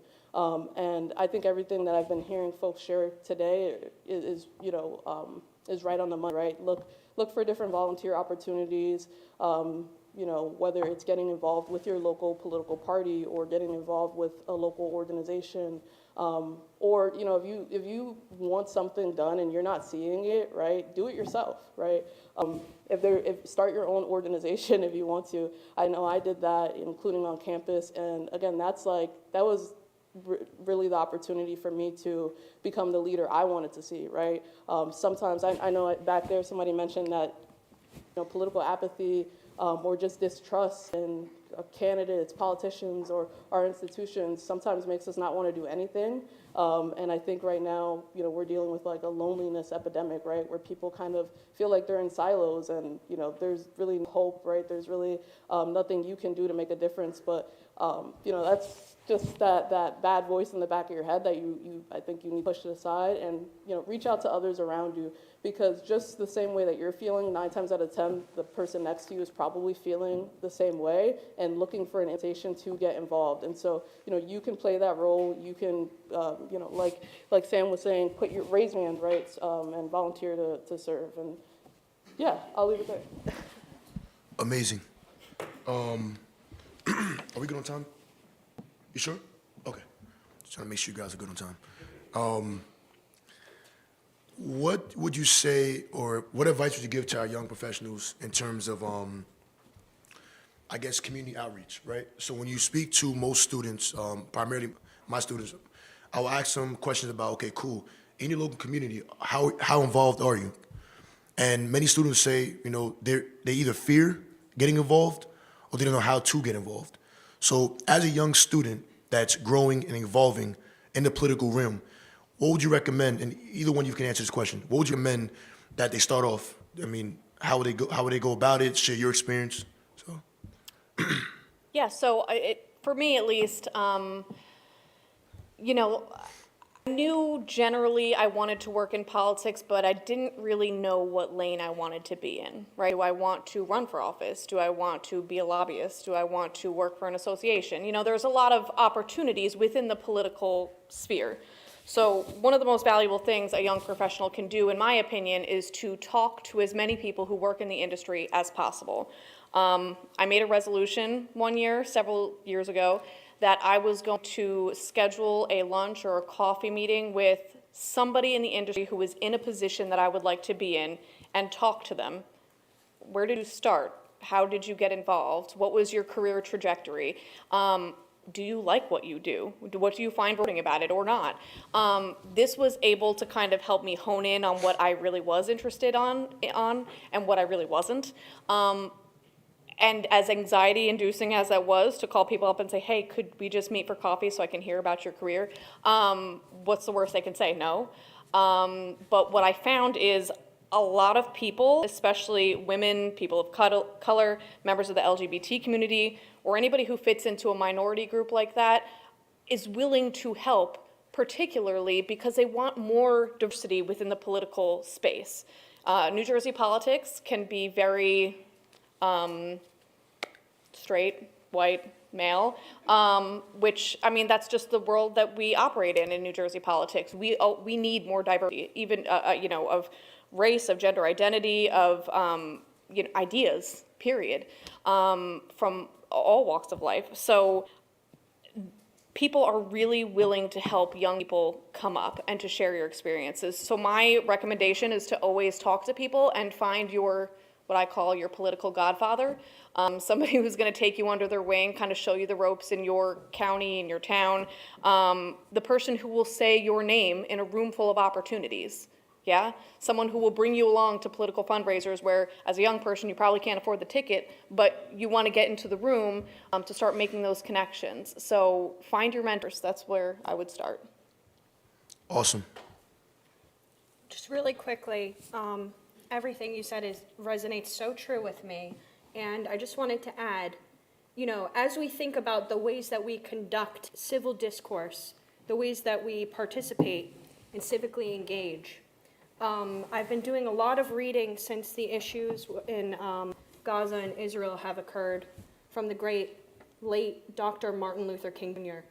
and his notion of, I believe it was from his Pulitzer Prize speeches, which is one of his less popular writings, but this idea of building the beloved community. So the goal of civil discourse is not to shame your opposition into, you know, the prostrate position, have their leg between their knees to get results. The goal of civil discourse is that at the end, you are sitting across from the aisle with your opponent, shaking their hand. You've come to some kind of resolution where you're kind of quelling animosity rather than increasing it. So I'm always keeping this idea of, I'm participating in a protest, and am I creating the beloved community? I'm having a conversation at Thanksgiving dinner with my family about politics. Will the outcome of this conversation help to build the beloved community? So as we take leadership and participate in all of these different modes to touch the hearts and minds of people, there's a practical element of, you know, am I speaking just to speak? Am I protesting just because this has become the archetype that I am? I go to the #1 liberal college in the world, and there is constantly a protest on campus. How do you transcend the college bubble and reach people in your community? I think through collaboration with all the amazing groups in this room is one great way to start. So thank you.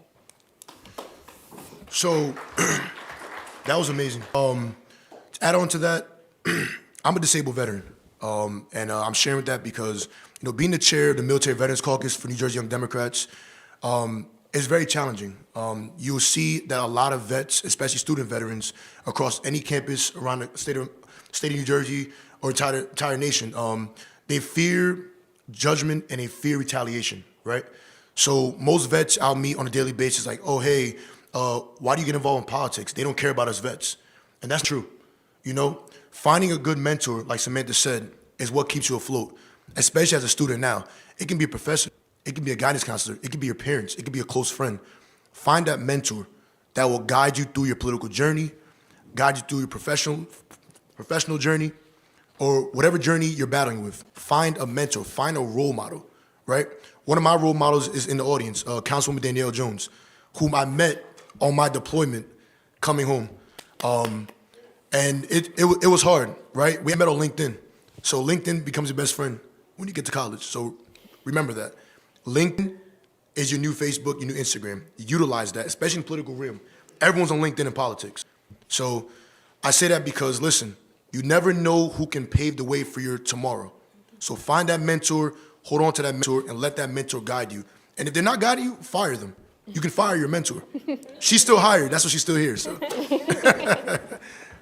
any more questions for our wonderful Danielle panelists? is building that beloved community brick by brick. Yes, Brick by brick. if that makes any sense. Who's next? Any more questions? I just want to say, Asada, I get your emails. No, I do. And it's so wonderful to put a face to the name because even as elected officials, we still need to learn. We still need assistance. We still need support. And it's good to learn about these things because even though I'm elected at a local level, I still need to understand what's going on in the state and on the federal level. So don't feel that if you don't know what you're doing, just sit out. Start somewhere. And even though I am even though I do have this position as being an elected official, I can still learn. And I have no problem sharing what I have learned with other people or connecting other people. There's some people in this room like Dr. Tassiflee. We connected during the height of COVID. I've connected with Professor Moshberger before. Dr. Stout, the president of the community college, he's an old psychology professor. You never know.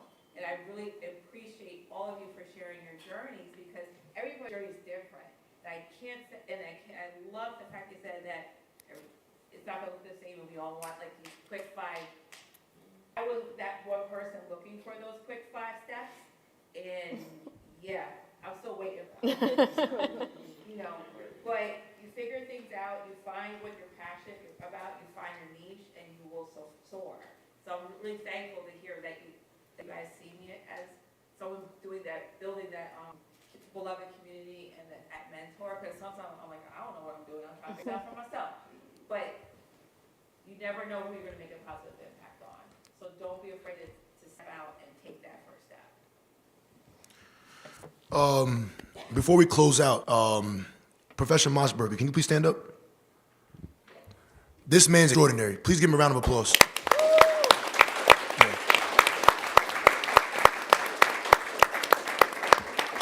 True story. I actually met him just a year ago. I feel like I've known him forever. He genuinely, gratefully cares about his students. And I'm not saying that bluff and smoke because he's here.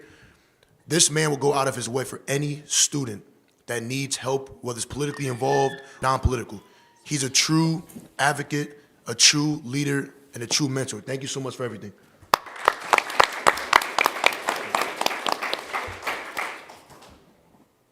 Any more questions from the students? Yes. Get out, Darrell.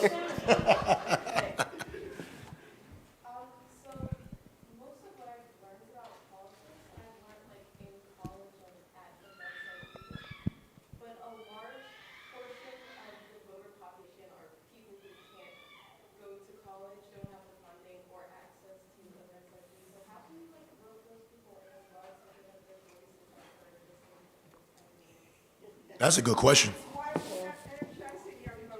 Every single school, public, private, religious, we want neighbors where young people congregate. That's why we need you, because you are the vehicles. So if you know somebody who can get us in front of students to understand not just how to vote, not just how to go into the polls and push the buttons, but to get that deep feeling about why it has been so hard for people to earn the right to vote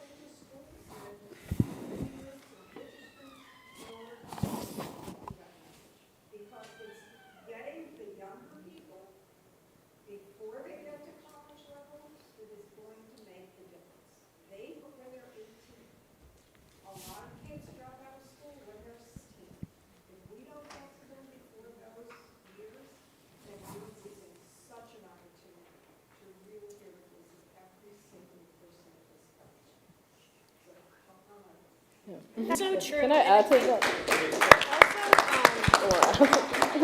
That's so true, and thank you for that. But I think also like thinking of ways to engage with the voter coalitions that are on campus and having them kind of, like I said before, transcend that college bubble. Like one thing we did this fall is we are working with Penn, which is a very elite institution in the heart of Western Philadelphia. We were able to get the student group on that campus to host a campus, an immersive community event outside of the campus.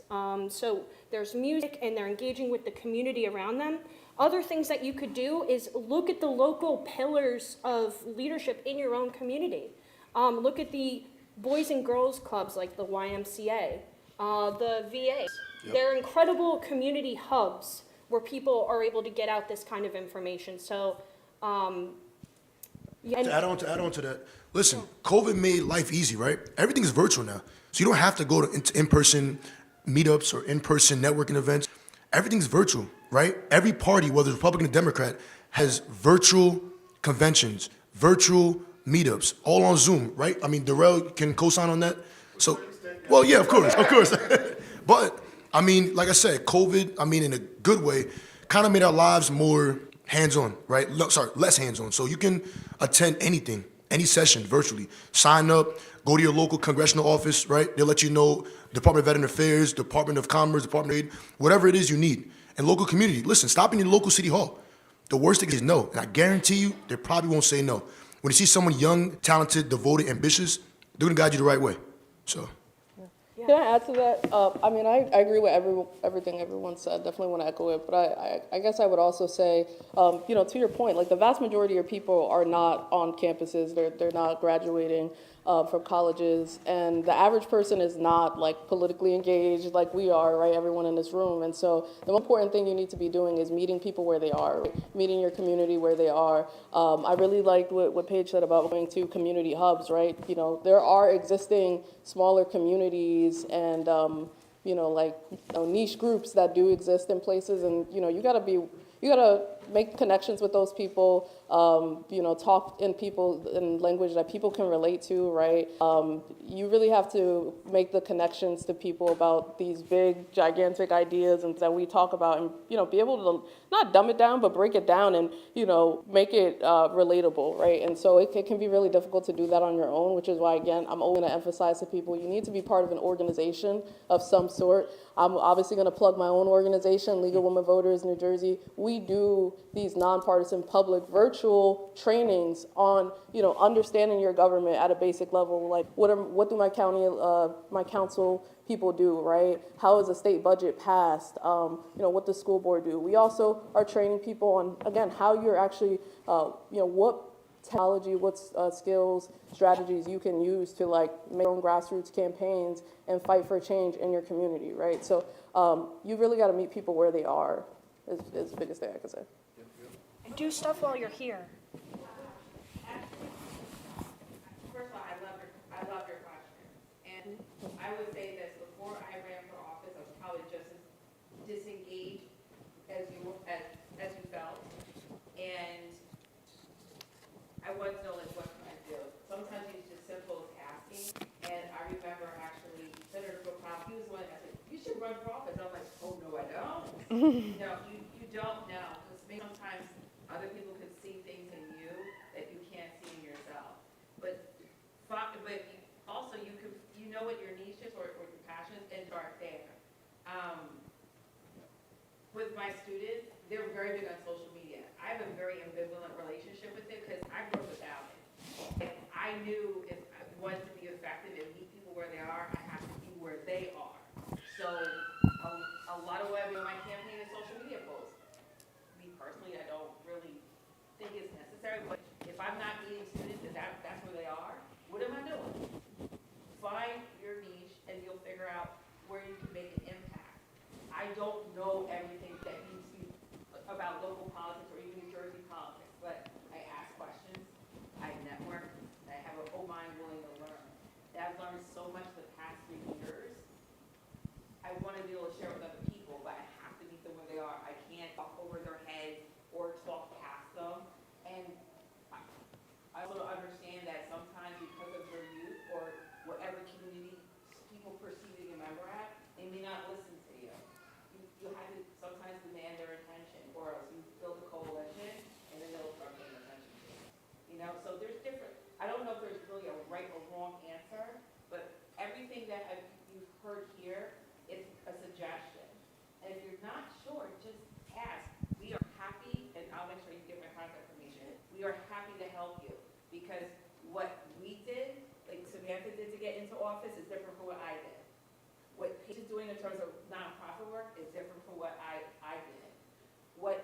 did, has done, it's different from how I entered government politics.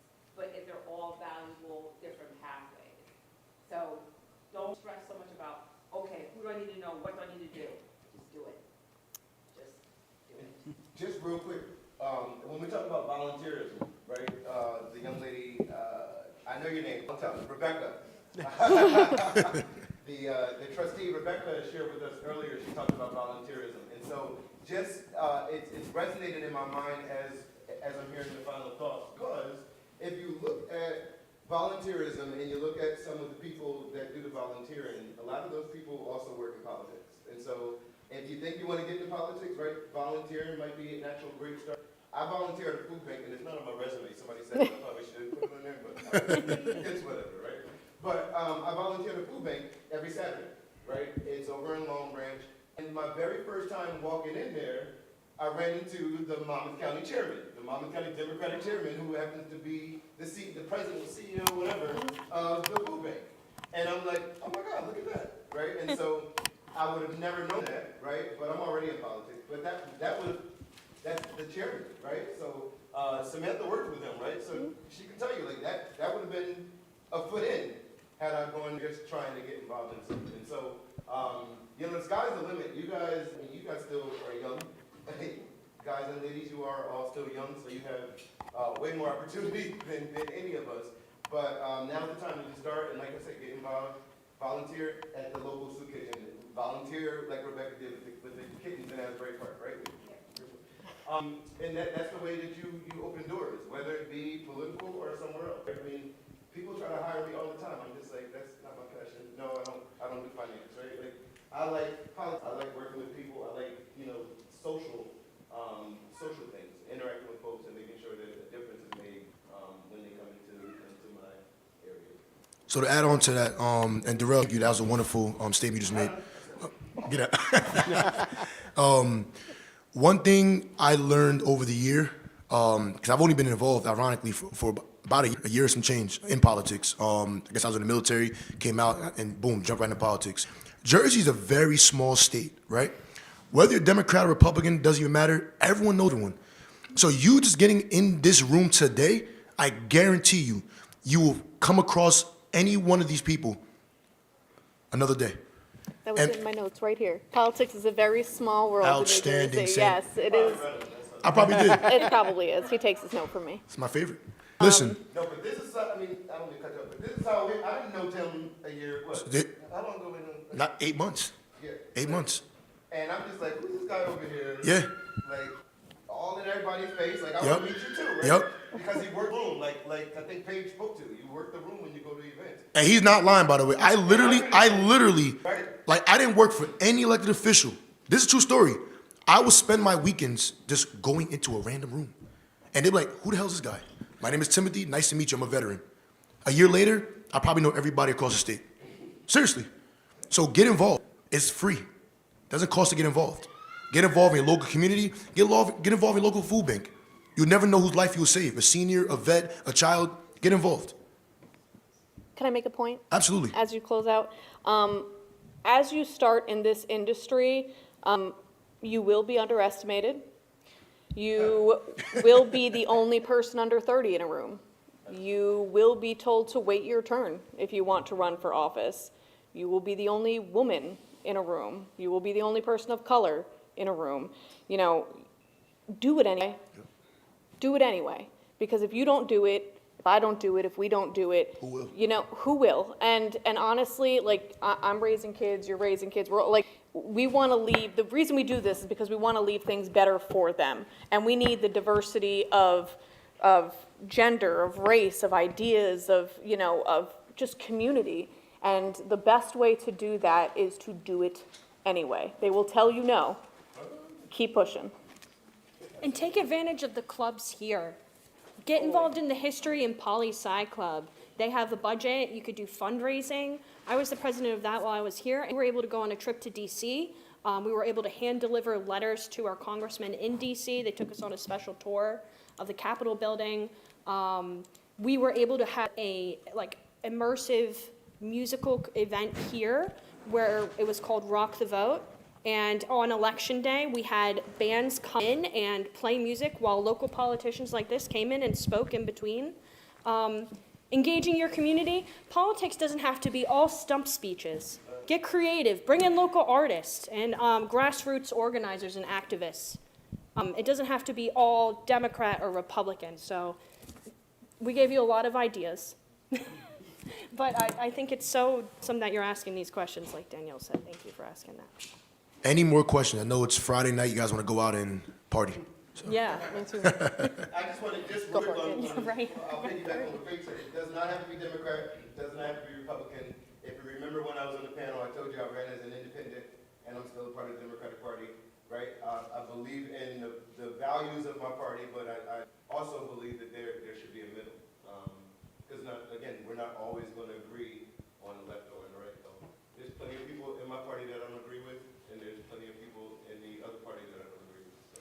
So. And also add on to that, I want you guys to use your own judgment. There'll be people that you will come across, especially in your political professional career, that may look like they know what they're talking about, know what they're doing. They probably don't. So in the political arena, and you know this, we all know this on stage, Darrell, Councilwoman Jones, use your own judgment. It's a very wonderful, but also dirty game. So I'm saying that for a reason. You're young, you're talented, you're devoted. Make sure you're doing it for the right reasons to help your community, help your families, and keep on pushing forward. Other than that, it's a rewarding career. Trust me. So many connections, so many networking, and listen, it's with you forever. So. Thank you.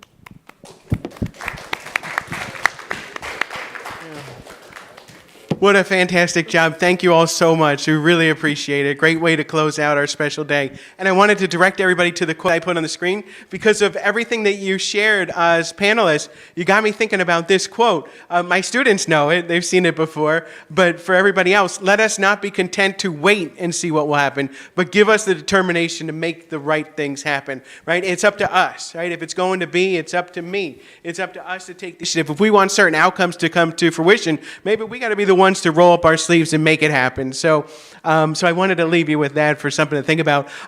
Let's do a big round of applause for our panel. And I want to thank the League of Women Voters and Energizing Young Voters and Pat, who's still here for the table. You guys are real troopers. You stuck it out the whole time. That's fantastic.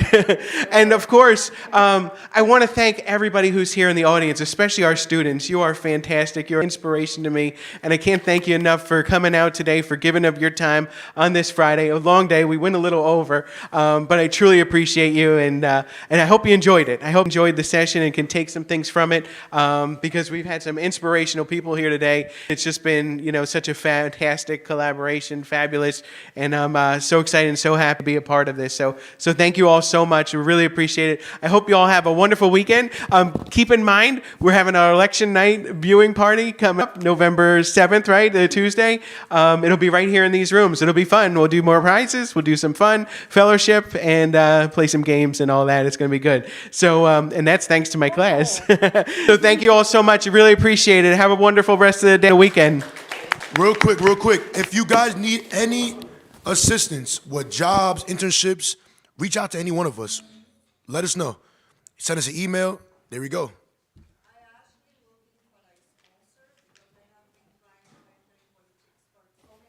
Okay.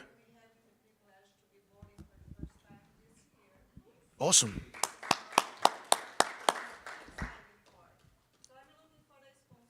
What county are you? Obviously, your Monmouth County. We'll talk offline. So, anyone have any questions, any situations, feel free to reach out to us. Thank you so much. Have a wonderful weekend. Thanks, everybody. Wish you all the best.